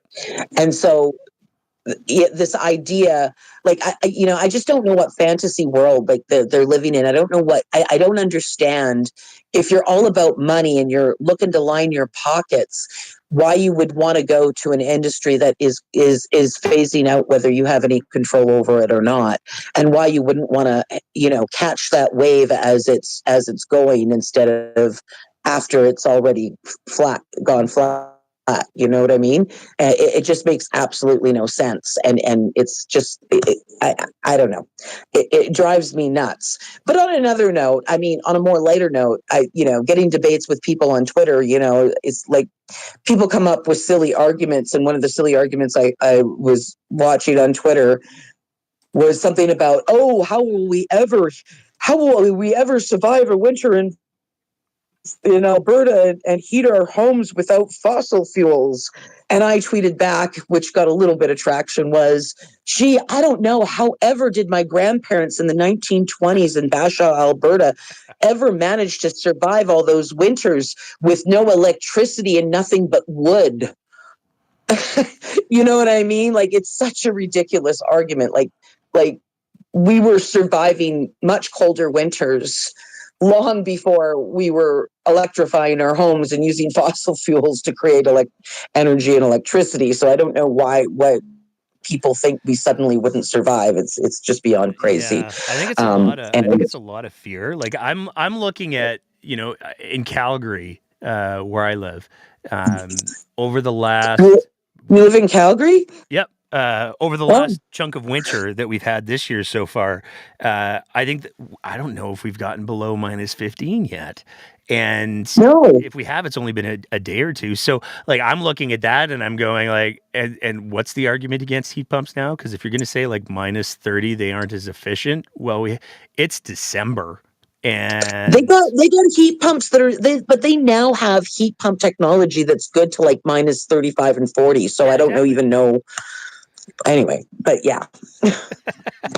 Well, I'm glad you're doing well, and I definitely I'm gonna message you in the next few days, and we will do an entire episode where we talk about the housing homelessness experience that you had, and we'll do that as one of our standalone episodes in the new year, because we've been following your story for the last like month or two on this whole thing, and I think it's a powerful story and it's an important story, and you have a lot of insight that I think that we need to share. So I'm going to commit that we're going to. Well, thank you. We're going to set that up and we're going to do that. Anything else that you want to share? I got Ziad in the queue who's got some COVID stuff. Well, and I'm just dying. Something happened to me on Twitter. It started on my personal account, which was why I was on my other account, my politics edition. And then it happened to me, and Ziad had a word for it. It's something about how the trolls go after you, and I can't remember what that word was that Ziad used. So I would really like him, if he can remember what I'm talking about, if you could maybe tell me, do a brief explanation with the word again, so I can write it down and remember it. I'll bring it in on another note, I just wanted to quick ask you. I sent you some reading. How's your reading going? It's been a week. I have a lot of reading that I'm looking forward to catching up as we take a break over the next 3 months. Okay, I just want to make sure you got it, because I sent you the links, and I sent you even more links than what I talked about, just to give you, some cross references. One of the challenges that exists in my world is that people. I mean, Andrea asked. You got so much reading, and you got so many shows you need to read for. And it's not like it's light fare. It's all pretty dense material. You want to have a life? Well, I do. You mean this and your day job aren't enough? Like, really? Anyway, on that note, I will let you go, and I'm dying to hear from Ziad. All right, I'll bring Ziad in right now, and before he gets to his the stuff that he wanted to talk about, we'll ask him, Ziad, do you remember the word that you used to describe the bots and the swarming that's going on the Twitter machine? Because Lord knows we see so much of it on our account. Yeah, I don't remember the word. Thanks, Cassandra, for thinking of me. I know it's happened to a few people who got knocked off for long periods of time. And I sort of know the process is a group of people who like to troll together, so not bots, but actual human beings will report someone to Twitter for making threats or something unjustified. But when enough complaints are made, Twitter suspends the account until it can be investigated. And, I know it happened shortly before the Alberta election to a couple of people, and they got knocked off for several weeks. And, there's even less staff now working for Twitter, or X, or whatever it's called this week. I don't remember the word, but am I right in thinking about the mechanism that because you say something that a group of people don't like, they make false reports about you to knock you Not off? so much. No, it wasn't so much the false reports. It's the way they dogpile. It was a word for the way they dogpile on you and interact and kind of gaslight you, like saying that trying to badmouth you and saying you said something that was sexist or racist when you actually didn't say anything like that at all, but they gaslight you into it. Yeah, I don't know the word. I used to discuss or debate or at least rebut on Twitter before. Now I just, if it's obviously a blatant provocation or it comes with an insult, I just block. So yeah, I don't get into discussions. Yeah, me neither. I just block too. Yeah. All right, Ziad, you sent me a DM. Thanks, You have some Cassandra. things you want to talk about, so I'm gonna clear the space. What you got, man? Yeah, it's probably something you haven't gotten to in your reading yet because you're a busy dude. But on Friday afternoon, StatsCan came out with not a bombshell, but actually a thermonuclear blast, which was their survey on long COVID. And what I've done is, to your tweet that announces this spaces, I replied with a mini thread of about 6 or 7 tweets to give the background of what I'm going to talk about. So StatsCan itself sent out a tweet releasing this survey. Now, there's a little problem there in that StatCan's security certificate for the website appears to be revoked. So on my browser, I can't go to actually look at the survey itself without going to a different computer because I don't want to lower the security on my main laptop. But from what StatsCan has said in their tweet, as well as in several other reports or summaries of it, we have that at least as of June 2023, when they finished the survey, at least 1 in 5 Canadian adults has had at least one known or suspected COVID infection. So that, kind of doesn't seem so high because, we're thinking more like 80% of Canadians have been infected, but this is StatsCan's very disciplined process of surveying people and asking them whether they're aware of having COVID, either from being sick or from having a test. The big bombshell is that 1 in 9 Canadian adults has experienced long-term symptoms from COVID. 7 out of 10 of those experience those symptoms daily or nearly daily. And 2 out of 3 who needed health care for long COVID symptoms did not receive any treatment. And 1 out of 8 who sought health care felt they received inadequate care. Only 1 out of 8 who sought health care for long COVID symptoms felt they received adequate care. And another part of the survey that's a bombshell or nuclear blast, as of June 2023, about 100,000 Canadian adults could not yet get back to work or school due to symptoms. That's a fair chunk of our population. Now, Dr. Lisa Iotoni, who's a dermatologist with a fair amount of immune system immunology training, jumped on that StatsCan study and published a great thread. And then a couple of people in the media picked up on it. So Adam Toy is one of them who amplified some other work by some other reporters that I've put in there.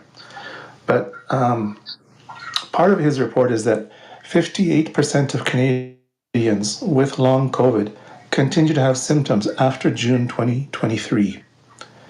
And of those, 42% have had those long COVID symptoms for over a year. Now, Adam also looked at some other stuff from the Canadian Immunity Task Force, and he showed that in Alberta, about 82% of us have seroprevalence, or in other words, you can find antibodies in our blood from infection. And that's more than the Canadian average of around 79%. So Alberta remains one of the more infected provinces in Canada. But when you look at the StatsCan amount of long COVID coming out of COVID symptoms or COVID infections, he's saying this may mean there could be 1 million Albertans who now have some form of long COVID. Now, there's some other work being done. There's David Stetson, who's a public health expert and an epidemiologist. So one of the things that's being said about COVID and long COVID is, for the longest time we've been misled that having a COVID infection especially if it's mild, gives you immunity for either permanently or for months and months and months against future infections of COVID.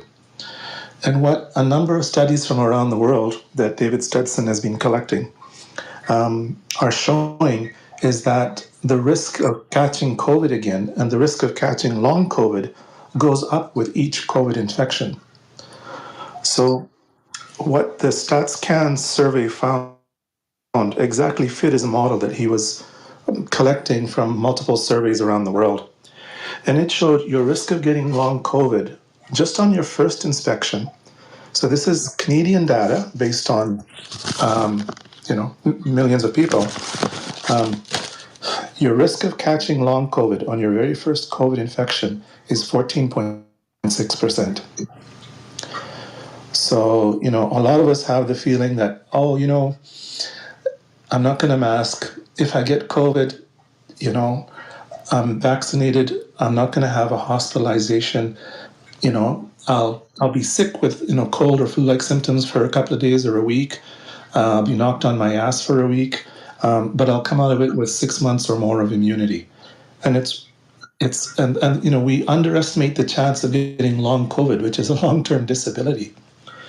And 14.6% of people on their first infection, of Canadians on their first infection, are catching long COVID. For the second infection, the odds go up to 25%. And for your third infection, the odds go up to 38%.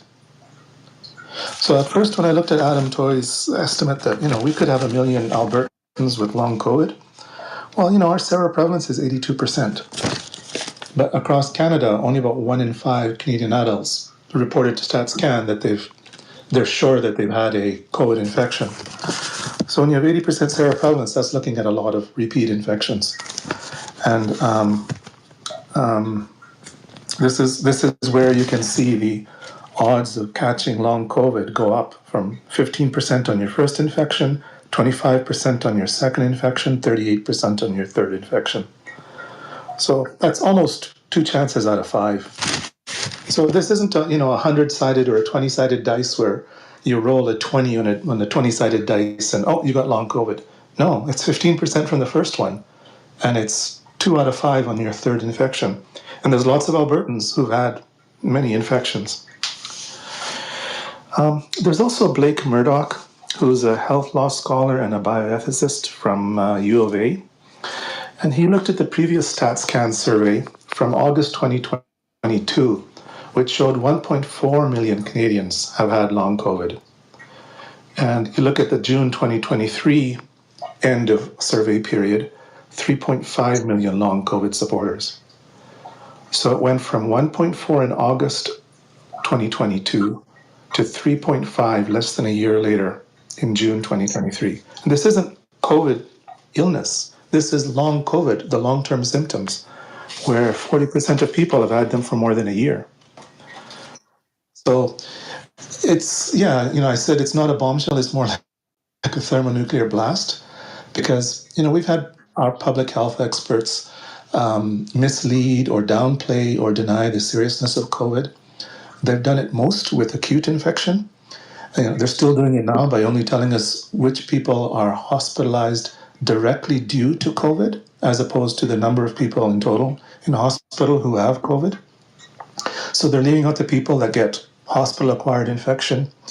They're leaving out the people with multiple illnesses. Like, there's that analogy, that when you look at people with COVID instead of from COVID, you get people with a broken leg that have COVID. So they're in hospital for a broken leg, and they happen to have COVID too. That really complicates their life. If they're in hospital for some other illness, having COVID increases the risk of dying, increases the risk of being in hospital longer, and makes them infectious patients. It's harder for the healthcare system to handle. So, Alberta is unique from what I've seen across all the provinces in only reporting the number of people who are admitted to hospital for a direct cause of COVID. And it screws up the federal stats too when they say number of Canadians in hospital from COVID.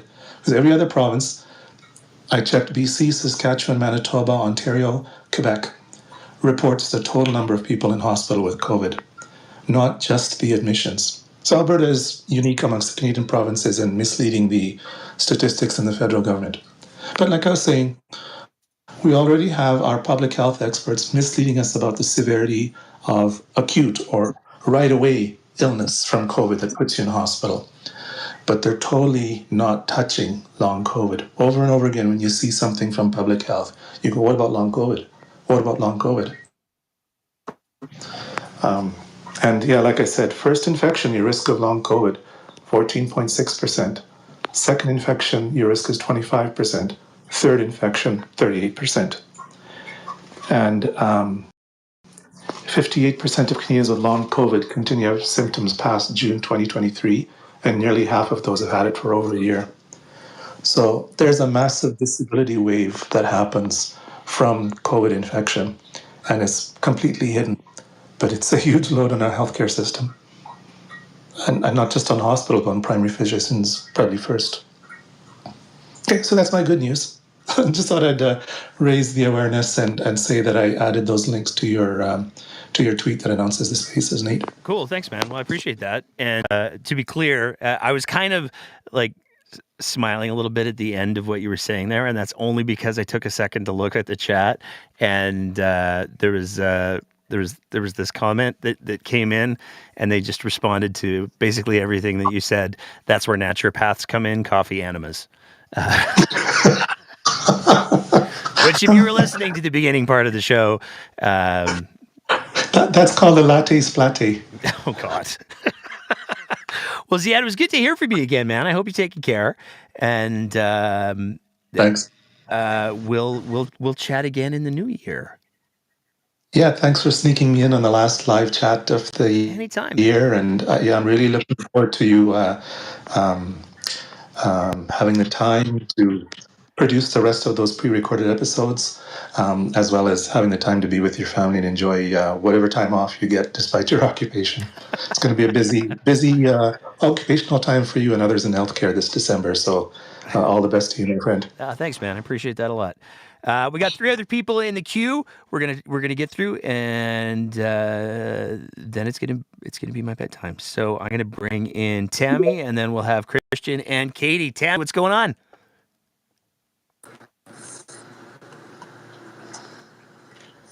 You there, Tammy? Oh, yeah. Now I can hear you. Okay. So, the entire naturopath thing.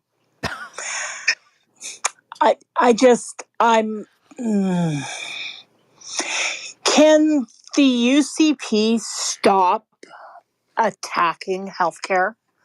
Like, please? Seriously. Number one, I am autistic. I am one of the very lucky autistic people that my special interest makes me hyper employable.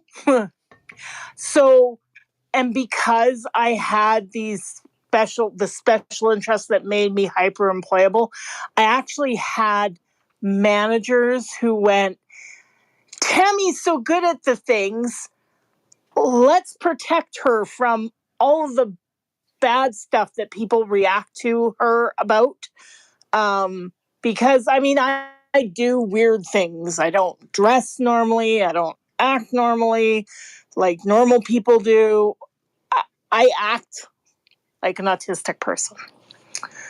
So that's the first part about it. And then, so number one, I don't like naturopaths for that. You can't fix autism. Autism is something you're born with. It is not a disease. You cannot fix it. It is the way your brain works. And I hate to say it, a lot of times, autistic people are a lot kinder than what we call the normies.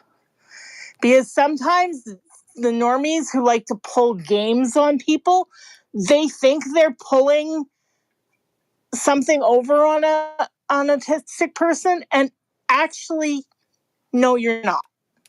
We actually know what you're doing, but we always look at it from the point of view of, maybe this person's had a really tough week, they're having issues, we don't automatically assume that they're a jerk. So that's the first part about it. And then you add to the fact that I have had a stroke, well, 2 strokes and cancer. The fact that the UCP are trying to normalize what are basically what I would call fakery. I mean, fine, you want to go see a naturopath? Fine. But number one, the government shouldn't be paying for it. That definitely should be coming out of pocket because they aren't going to fix any of the things that I've had happen to me in the last several years. 2 strokes, cancer. I had a recent run-in with an autoimmune disorder that my doctors misdiagnosed at first, that they thought it was just a regular eye infection. And it wasn't until I went to the specialist ophthalmologist at the Royal Alec that he did all the tests and went, this isn't an eye infection. You're actually having an autoimmune response. And it could have left me blind. And I'm super proud of the fact that in spite of all of my health issues, I've managed to return to work. But me going blind as a writer, that would be an end of game. The UCP needs to pull the out of their butt because they're idiots. And people who support the UCP are adding idiots because they don't care. And I'm sorry I'm yelling, but they don't. Because I've run into these people and they really don't. Well, don't you have family to take care of you? No, I don't. After my mom died, my family went to crap.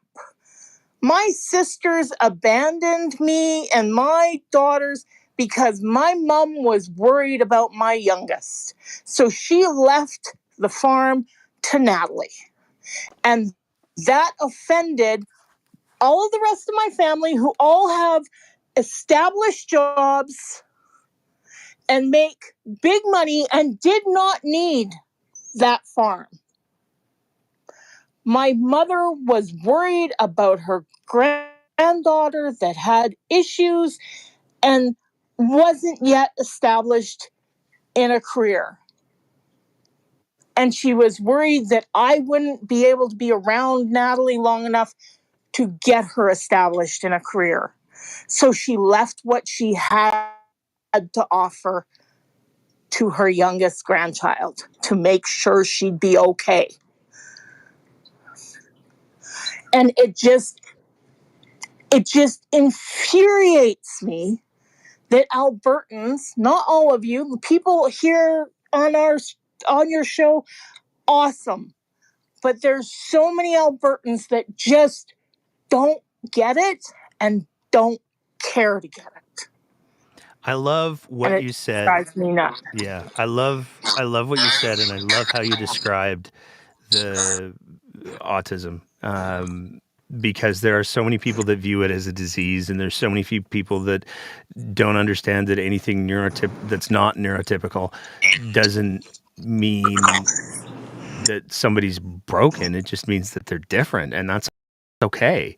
And this need to go, well, but they're different than me, therefore we're not broken. No, absolutely not. And I really appreciate the way that you said that. I just want to say that. Thank you. I actually, because I work for a really awesome, wonderful company that's out in, believe it or not, Toronto, but I work remotely. they had basically talking about people with different disabilities. And they said, Tammy, would you mind talking about autism? I said, sure. I'll talk about autism all day if you want. But the neat thing was that my eldest had found this, basically this test that you could take that when you're autistic and you take this test, it will show you, because the weird thing is people don't get that everybody's autism is different. That's spectrum. Right? One person's autism looks one way, another person's autism looks way. It doesn't change that it's all autism. It's just our brains are wired differently than everybody else's. I mean, one of the great things is that what they used to consider autism, they used to call them the fairy children, changelings. That was most likely autism presenting itself. Because when people don't act the same way and they're a little strange and you were touched by fairies. That's literally what the idea behind being touched by fairies were. Is ways of describing autism. And I'm lucky I have the version of autism that has a name that you don't use anymore because it's got tendencies to, it was diagnosed by someone who was basically in with the Nazis. So you don't call it that anymore, but it's one of the forms of autism where you have such strong special interests that it actually makes you hyper good at things. And I lucked out. My special interests were computers and writing. Can I ask you, real quick? Sure. Just because I want to make sure I'm not using that term. What was the old term that people shouldn't use anymore? Asperger's. See, and I'm glad I asked because I have used that recently, and if that's a bad term to use, then I don't want to be using it. It's only bad because basically the way Asperger's was diagnosed was that Hans, I think his first name was Hans, but the man that diagnosed Asperger's, he basically used Nazi-style testing where you do horrible things to people. And he was associated with the Nazis. So it has that connotation attached to it.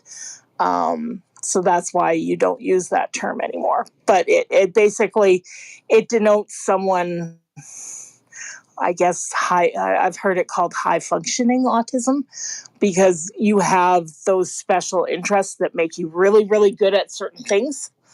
But you still have, like I said, I didn't dress normally. I was kind of iffy. So if I didn't have, the sad part is, if I didn't have such a useful version of autism, I would have ended up bouncing from job to job and being kicked out of jobs because you don't fit in with the normal people. My eldest also has autism. And a lot of the people with autism learn to mask. They learn to act like normals. But the problem with that is it leaves them highly stressed all the time. And it causes, I'll call it a mental breakdown, because my eldest has been several times where she just could not continue. She's a teacher, and she just could not continue as a teacher because fulfilling those expectations of being a normal person just were too stressful for her. Like, she just couldn't do it. What kind of dog do you have? That is my youngest daughter's Chihuahua cross, pug cross. Ugh. And he's losing his ever-loving mind because mom has closed her door on him, so he can't get into her room. So he's sitting outside her door, which, believe it or not, is on the opposite side of our house. And he's screaming that loudly, trying to get her to let him in. That's so impressive. His name is Stitch, and he's evil.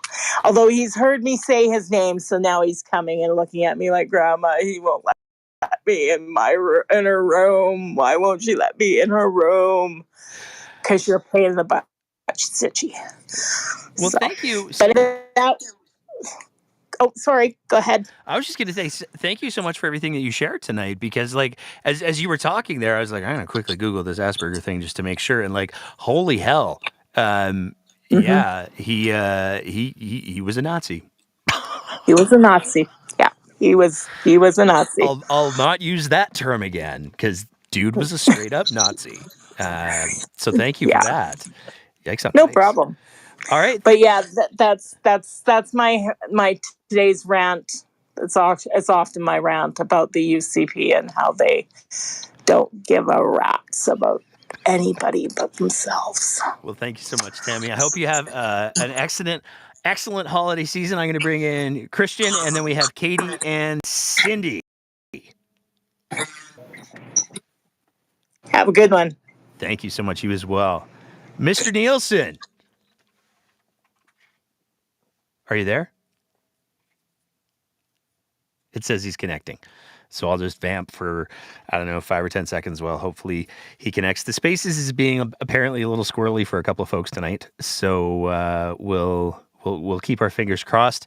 And if he's Christian, if you're unable to connect, then maybe try hopping out of the Spaces and hopping back in. I'm going to add Katie as a speaker in the meantime, and in between time.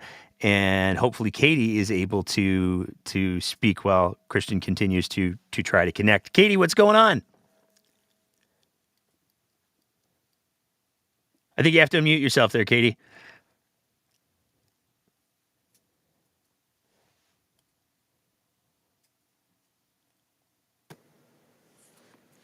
I think Can you hear me now? I can hear you now. Great. What's going on? That was an interesting conversation. Wasn't it? You learn something. Yes. You learn something new every day if you listen. Right? Yes, that was great. What's going on tonight? About the COVID. Well, about the COVID. Okay. I'd like to know when the last time was you heard or anyone heard anyone from the UCP say the word COVID. Oh, I have not seen that. I can't think of anything in any recent history where any of them have said anything, to be honest with you. And why do you think that is? Well, denial ain't just a river in Egypt, as they say. I think that's probably a big part of it. Well, personally, my thought is that they're quite okay with COVID. I think COVID has been the mechanism for them to be able to go the way they have with our healthcare system. You might not. That's what I think. You might not be wrong. I truly believe that. We have, and the numbers that Ziad was talking about, my experience has been that most people that get sick that I've been around will say, I've got a cold, I've got the flu. They don't like to admit that maybe they have COVID. And I think maybe that's where numbers come from, because nobody's tested. So how do we get a good base for those numbers? I don't understand that. I don't have the other part.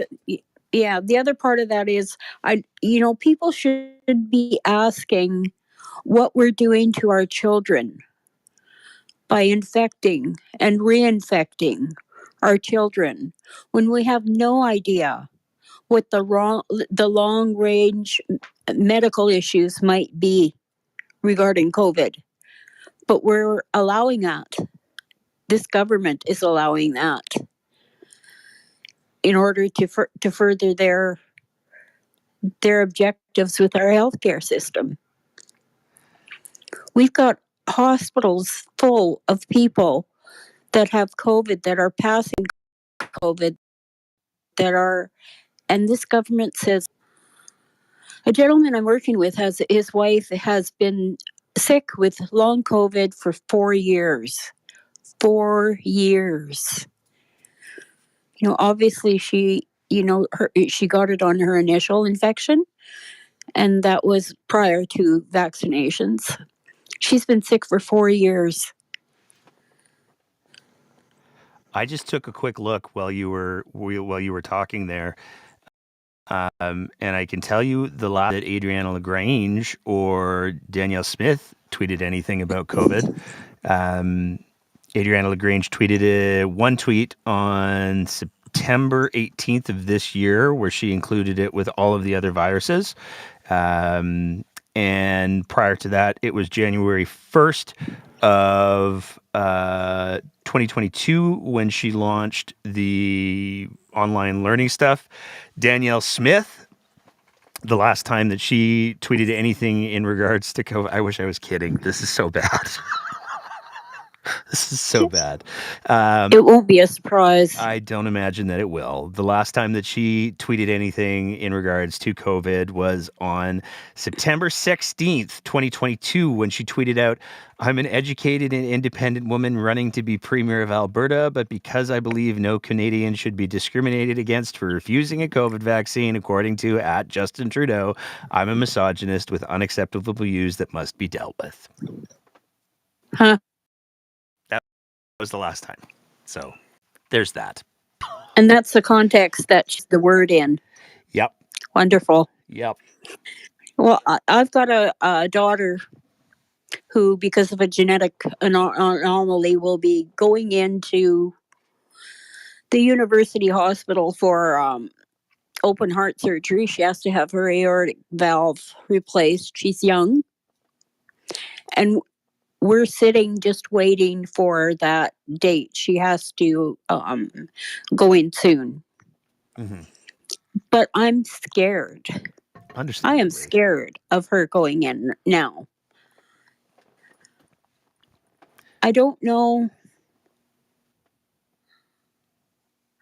I wonder what's going to happen to our healthcare system. Is it going to completely collapse? Or are they just going to struggle through while they bring in their contractors? I wonder what's going to happen. I wish I had an answer. I mean, I can tell you there's certainly periods in Alberta's history, as bad as the healthcare system is right now, and certainly primary care is probably at the worst that it's been in decades. When you go back to the 90s, it was really, really, really bad then too. And I think that there's we've unfortunately, weird way to use that word, I think that we've had pretty solid healthcare for a while now, and we have. Now that we're watching it disintegrate, and there are a lot of people who appreciate the value of it. There's a lot of shock and horror that's going on, but I also, I think about some of the people that I've crossed paths with that work in healthcare, and they are some of the most dedicated, compassionate. They will work as the buildings collapse around them. I don't think that they should have to be clear. I think that in the same way that I've said before that schools should be cathedrals, I think that hospitals should absolutely be cathedrals as well. And it's heartbreaking to see that because of the relationship and the tone and tenor that this government has chosen to engage with healthcare, they're not cathedrals. So it's frightening. I've had a lot of people on Twitter approaching me, and it's not, people are angry. But what surprised me is how afraid. People are of what's going on in Alberta. They're afraid. Well, so much of it is so unthinkable. I mean, the notion that just taking a look at some of the things that we talked about tonight, the notion that naturopaths would be used in the same sentence as primary care, that's to many people inconceivable. That is the mainlining of woo medicine, and that's just like, wait, what? And I think that there's so many things that are going on that just defy logic, defy reason, defy what the expectations are. And I think that one of the things that people identified when we were heading into the beginning, the early days of the pandemic, there were a lot of people who said, you know what? We need to be real careful here, because if you go through human history and you identify these periods of time where there's been this sort of event, this is the thing that breaks societies. This is the thing that destroys countries. And we need to be real careful, because there's a pattern, and if we aren't actively working to mitigate that pattern, there's a very good chance we're going to see that pattern repeat itself. And I think, unfortunately, one of the realities that I think a lot of people in Alberta and in Canada, and certainly I hear there's at least 3 or 4 reasonable people in the United States, are looking at is, wow, this has gotten way more messed up than we could ever conceive. And I think because we've been insulated from how bad real life can sometimes look, there was a lack of understanding of what was going on during the pandemic, and there was a lack of understanding for what the fallout of that could look like. My hope is, because I don't want to get all doom and gloom, but my hope is that the better angels of our societies will do a much better job of speaking out, of showing compassion, of showing kindness, and of demanding better. And I think that as long as we have people who are continuing to do that, and trying to do that, that provides a little bit of a bulwark against the insanity. And I think that that's the kind of thing that we need. I mean, there are some people who are, unfortunately, looking at that conspiracy theory bit that we did at the beginning of the show, there's some people who are radicalized, and a good number of them cannot be de-radicalized. We do not have the resources nor the skills to walk those people back over the edge. So we got to figure out, how do we weather that, and how do we make sure that we're preventing that sort of radicalization from happening again. And if we're not actively working to do those things, then it's just gonna increase, and it's really unfortunate. Well, we're still fortunate in that those people don't make up the majority. Yes. And the majority, I believe, are now starting to stand up, and they will stand up. And that will be seen in the near future. I hope you're right. I do hope you're right. I think it's going to happen. I really do. There's been, I think that's going to happen, Nate. Yeah. Awesome. So anyway, I wanted to leave you with that there's hope. 100%. Yeah. Okay. So you have a great Christmas holiday. And thank you so much for doing this. Your shows are always interesting, always learn something. Very cool. Thank you. And you have a great Christmas holiday, or whatever. If you're a Hanukkah or a Kwanzaa, I don't want to make any assumptions over the internet.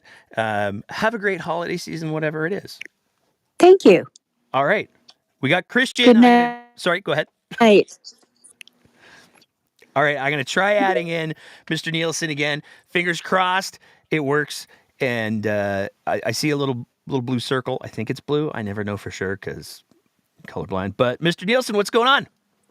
I think we'll take a take two here. How There do we we sound go. this time? How are you doing, sir? I'm doing well. Happy Friday evening to you. Is it Friday? It's Saturday, right? Is it no, it's see it. You're right. It's Saturday. Oh my goodness. Holy. Kind of tells you what the week's been like. You scared me for a second there. Yeah, no, you're right. It is Saturday. So okay, happy Saturday evening to you. And you as well. This is probably why I should have went with my original plan of not planning to chime in, but there was a couple of hot button items for me, and I had a notepad that was way too close. Perfect. What do you got? So here we are. But before I jump into it, I just wanted to say congrats on 88 shows. Great accomplishment. 80 HOs. Oh, 80 shows. I gotcha. Okay. Sorry, I thought you said ADH. For the year. I was like, what's the acronym? Oh, yeah, no, 88. Yeah. Thank you very much. And then, of course, the other thing I wanted to thank you for, as you've always said, what you do as a paramedic. I just wanted to say thank you, because I know I spent a lot of time on the EMS file trying to change things during my course of time in the legislature. So, sometimes I don't think we take the time to thank individuals like yourself for what you do. So thank you. That's very kind, sir. Thank you. Which leads me into the first hot button, which is the whole EMS thing. I certainly have my opinion on, the association of paramedics. And, as you do, full disclosure, I was a union activist, relief rep, very proud member of UFCW Local 401. I don't make apologies for making comparisons like this, never will.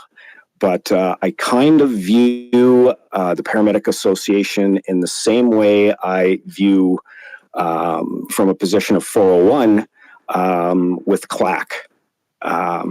Nice. They're not a real union. Nice. Well, that's good, sir.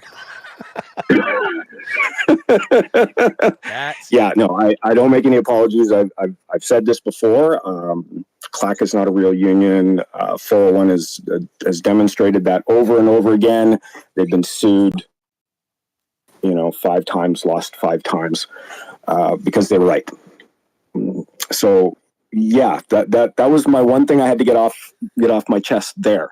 I appreciate because that. I think our paramedics deserve much better than that, and they deserve all the help they can get. And I'm only sorry that I was never able to get more help for them during my time. The APA, and again, this is why I do the full disclosure thing. I don't. It's not something that it's hosted by, but there are whom I work with that know that one of the quickest ways to get me fired up is to throw a comment about the APA in there, and I'm just like, I'm gonna go now, because I have nothing but contempt. Yeah, I can relate. I feel the same way about CLAC. So there we go. Yeah, I guess the second point that was brought up, why is essentially the UCP government, doing some of the things they're doing? Well, frankly, there is an absolute need for them to create an enemy to fight. If they didn't have that enemy, that boogeyman, to throw out there to Albertans, I think the shenanigans that they're up to, some of the ways they do business, that is what would probably, really slap Albertans in the face, because they wouldn't have these distractions going on, over here to the right or to the left, and notice some of the things that they're doing. Things like giving themselves, bigger gifts. I mean, the entire legislative session, what was it, 9 bills, and this was part of their A game in the first session of the 31st legislature. Give me a break. Yep. I'm so with you on that one, man. That blows. That I mean, here's a joke. Since I've already played the I work as a paramedic card. Here's a joke that I made at work, and I want to be really clear. It's a joke, and it's in poor taste. I'm going to get that out of the way before anybody tries to like clip this or whatever. But the joke that I made at work was like, "So can we ask for tips now?" Because never would. And I've had like, I'm one of those people that like if somebody's like, oh hey, I'm in line somewhere in wearing the things, and somebody's like, oh hey, can I pay for your XYZ? I'll be like, that's very kind, but thank you, no, because that is not why I do this, and I don't want to in any way tarnish the reputation of the profession that I'm very proud of, by making it look like that paramedic's just out to get his whatever paid for. And it blows my mind that I'm responsible for one person at a time on a normal day. I mean, every once in a while stuff happens, but I'm responsible for one person at a time. The decisions that I make at work will affect one person directly at a time. And members of the government whose decisions directly affect the entire freaking province are saying that, no, it's cool if we're comparable. It's gross. No, I'll say it out loud to what some people are probably thinking. Can you say vote buying? Yes, 100%. I agree with you 100%. Like the notion that any politician who's in government and making these decisions isn't up for sale at this point is gone. It's gone. Yeah, that's exactly it. And there's just really no reason why you need to have big. You know what I mean? If maybe they wanted to bump up the number by $100, fine. Okay, let's chalk it up to I don't know, the carbon tax or something like that. You could probably sell that one, but just to put no limit on, give me a break. If I was still there, I think I'd still be, refusing anything over $200. Yeah. I mean, I remember I was angry when the UCP won in 2019 and they put the PAC poster up in the windows of the legislature. I thought that was about as low as it could go. I never thought I'd see a for sale sign. Yeah, I mean, might as well just put it right up there at the at the front door there. It's just, the level that every time I think it can't get, any lower, somebody says, "Hold my beer while I drop the bar." Yeah. Oh no, there's no bottom. That's after the UCP leadership race. Well, even before then, even looking at the UCP response to COVID, and the fumbling manner with which they navigated that, I realized probably 2 years ago, like, oh, there's no bottom. We're just free falling now. Oh, okay. So now, like when somebody says, "Oh, hey, the UCP are removing the limit on gifts," that checks. There's no like that can't possibly be true. It's that checks. Now I'd like to see the documentation, please. But that I've lost entirely that naivete in regards to where the bottom is, because there's no bottom. There's no bottom. Yeah. I wish I could say I was actually surprised that came through, but I can't. That's what I'm saying. It's just another day in UCP land. Yep.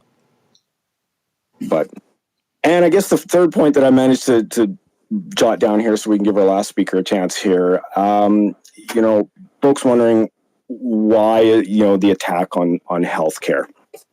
It's been very, very clear the desire to want to privatize the system. Period, full stop. And the way you do that, and I'll use my experience, from my life in the past. two very hard-nosed competing grocery stores, Sobeys and Safeway. And of course, we all know that eventually Safeway Incorporated sold off Canada Safeway to Sobeys, allowing them to pretty much take over the show in Western Canada.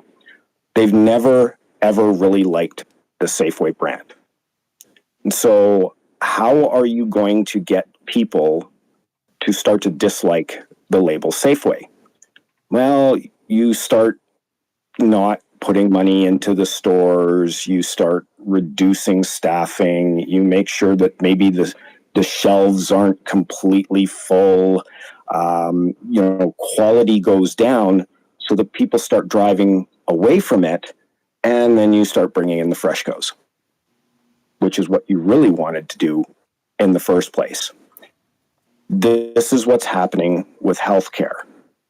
We're getting to the point where we're tired of the wait times. We're tired of how things are going. Eventually, you're just going to get so frustrated, you'll say, fine, bring in privatization so I can just get some care. And at that point, it'll be too late. Yeah.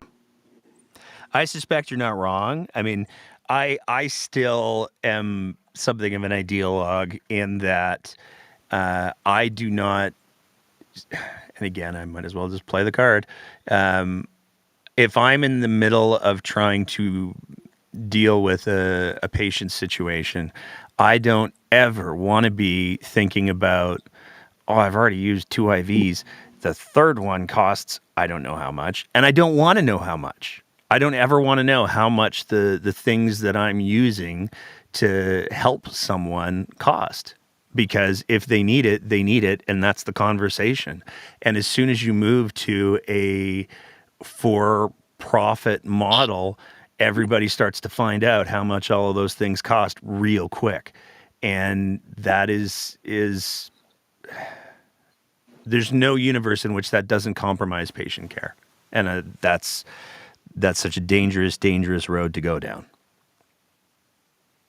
Yeah, you get caught in what I like to call bottom line decision making.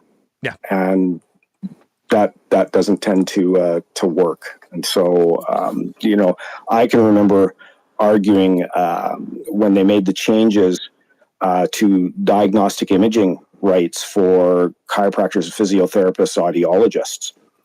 They were saying, well, it's gonna save us a bunch of money.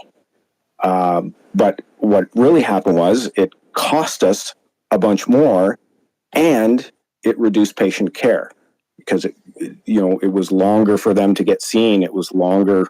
It was more pressure then on the doctor's offices to handle things that these other individuals were doing, and they eventually turned it, reversed that. And I don't know how much of an effect I had on that. I'm hoping that I was able to at least shine a bit of a light on that. That was just a really, really bad decision. But of course, they'll never admit that because the UCP can't admit when they've made a mistake. It's so true. And it's disappointing because, I would love, and I've said this many times before, I would love to have boring government back. I would love to have, what are we going to talk about this week? I would love to have that, as opposed to, we start when we put together one of these shows, we start with a list that's almost always double what actually we're able to present, and we're at 2.5 hours for this episode. And I'm watching the chat roll by, and there's all kinds of questions that are showing up in the chat right now on the YouTubes, and chat group, love you so much. I haven't said that yet. I'm just going to say it again. But there's so much that's happening. There's so much that's going on. And, the concern that I keep going back to over and over and over again in my head is I am hyper engaged in politics in Alberta, and I can't keep up. You think about Joe Average or Jane Average, and you expect them to have any sort of understanding for just how much is happening and the things that are being driven towards, it can't be done. And I think that's by design. And to me, that is the ultimate failure of any government when you're not able to at least explain. I don't think government should have to explain the specific intricacies of every policy.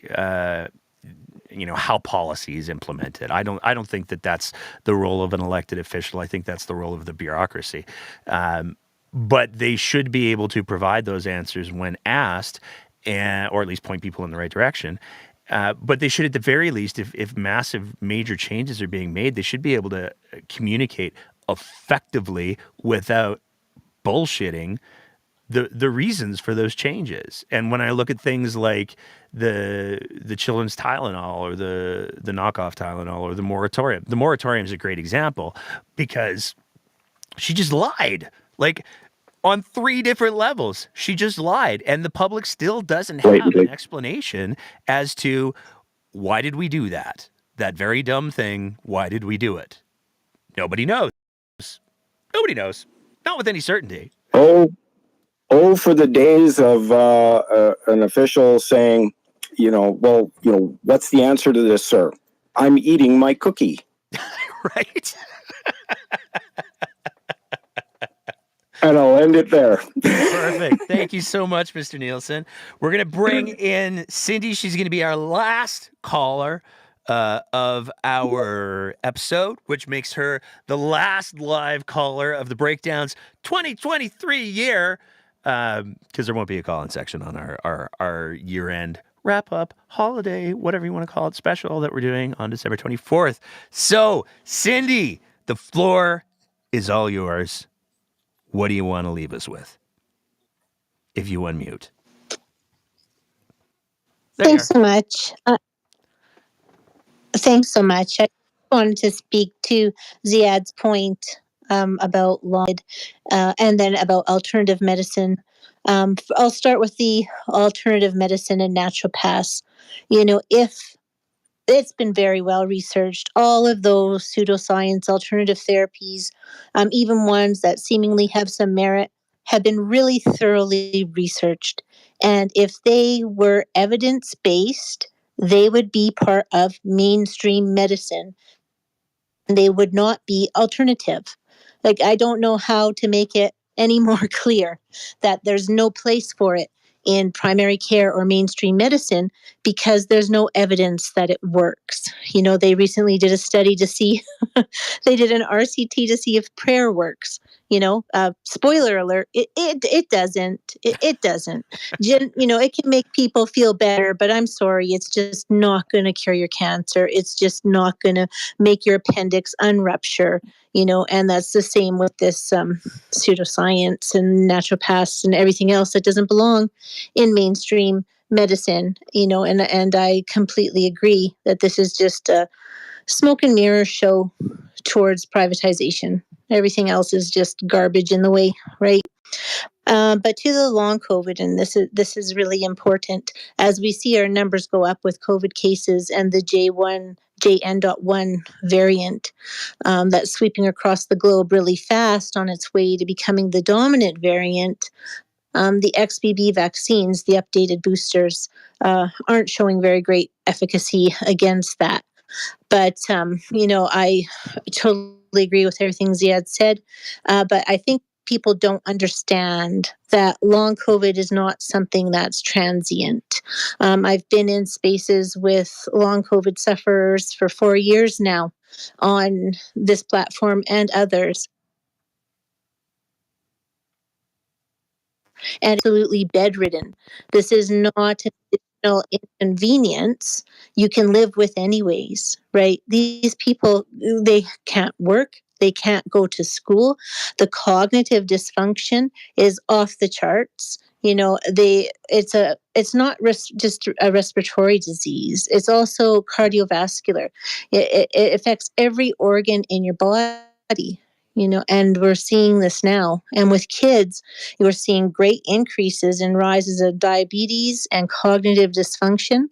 My adult son's girlfriend, her little stepsister is 11 years old. Her parents don't mask or take any mitigations, and she has been infected 11 times. She now can no longer go to school because she can't focus on the work. She cannot do the work. She's at home with her work, with her parents desperately trying to help her, but she can't do it. She can basic things she can no longer do, and there's a lot of evidence that directly points to having had previous COVID infections. So people thinking that your primary series is going to protect you, that your booster is going to protect you, it's not. You need to mask up. That's the best thing you can do to protect yourselves and others.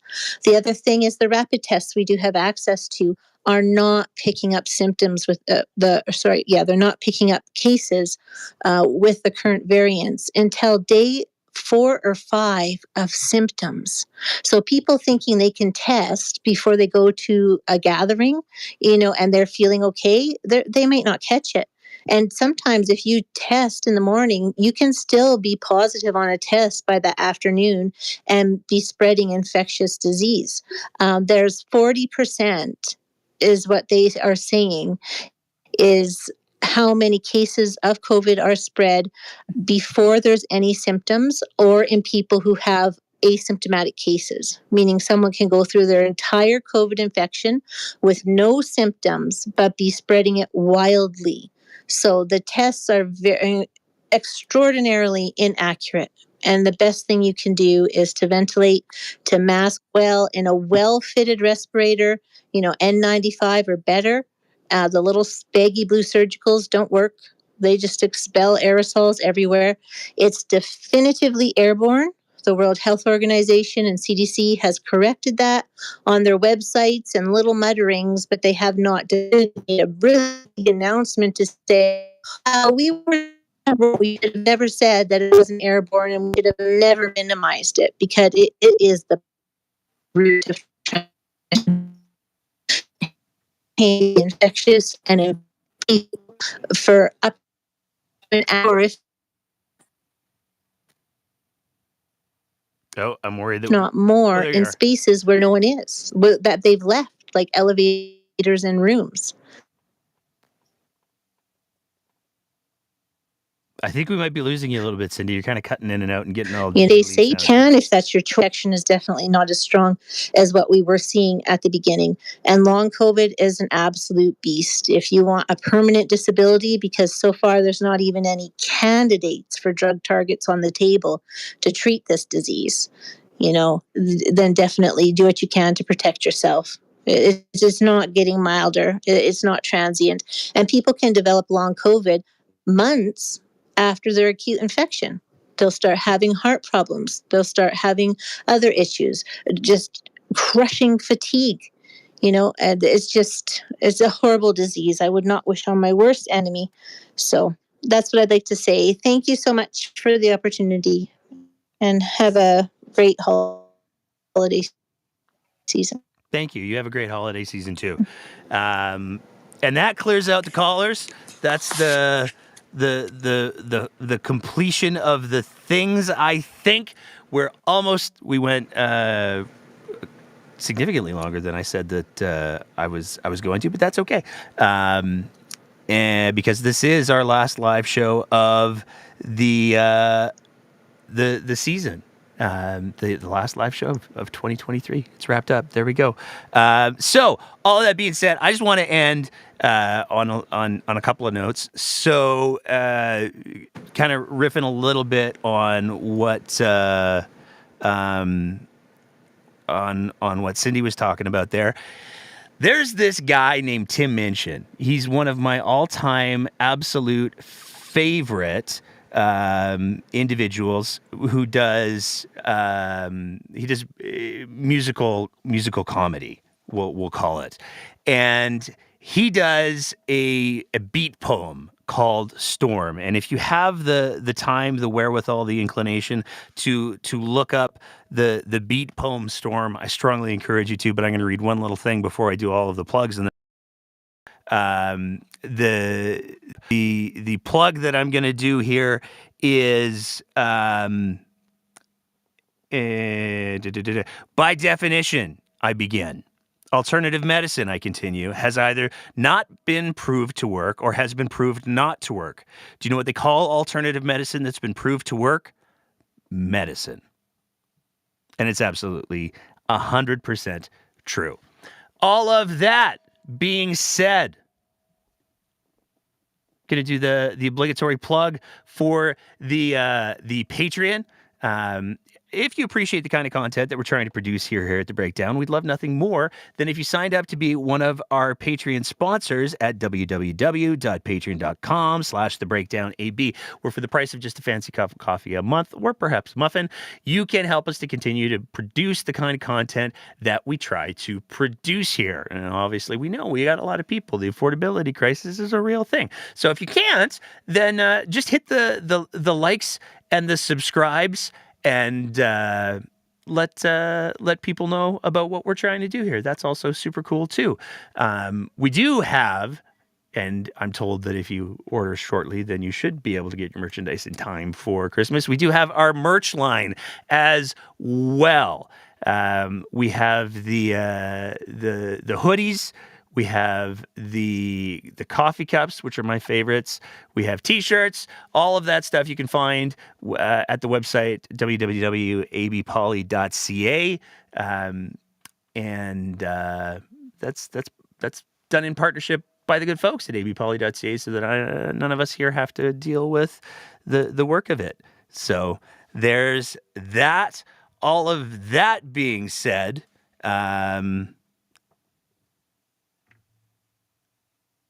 looks like the Twitter Spaces died. Oh, well. All of that being said, that's it. Thank you guys so much for participating in the live shows this year. Thank you so much for all of your support. Big thanks to everybody in the chat who keeps showing up and saying wonderful things and being supportive of each other. That's it. We'll see you in a couple weeks for our year-end extravaganza, we'll call it. And until then, take care of yourselves. Keep the conversation going.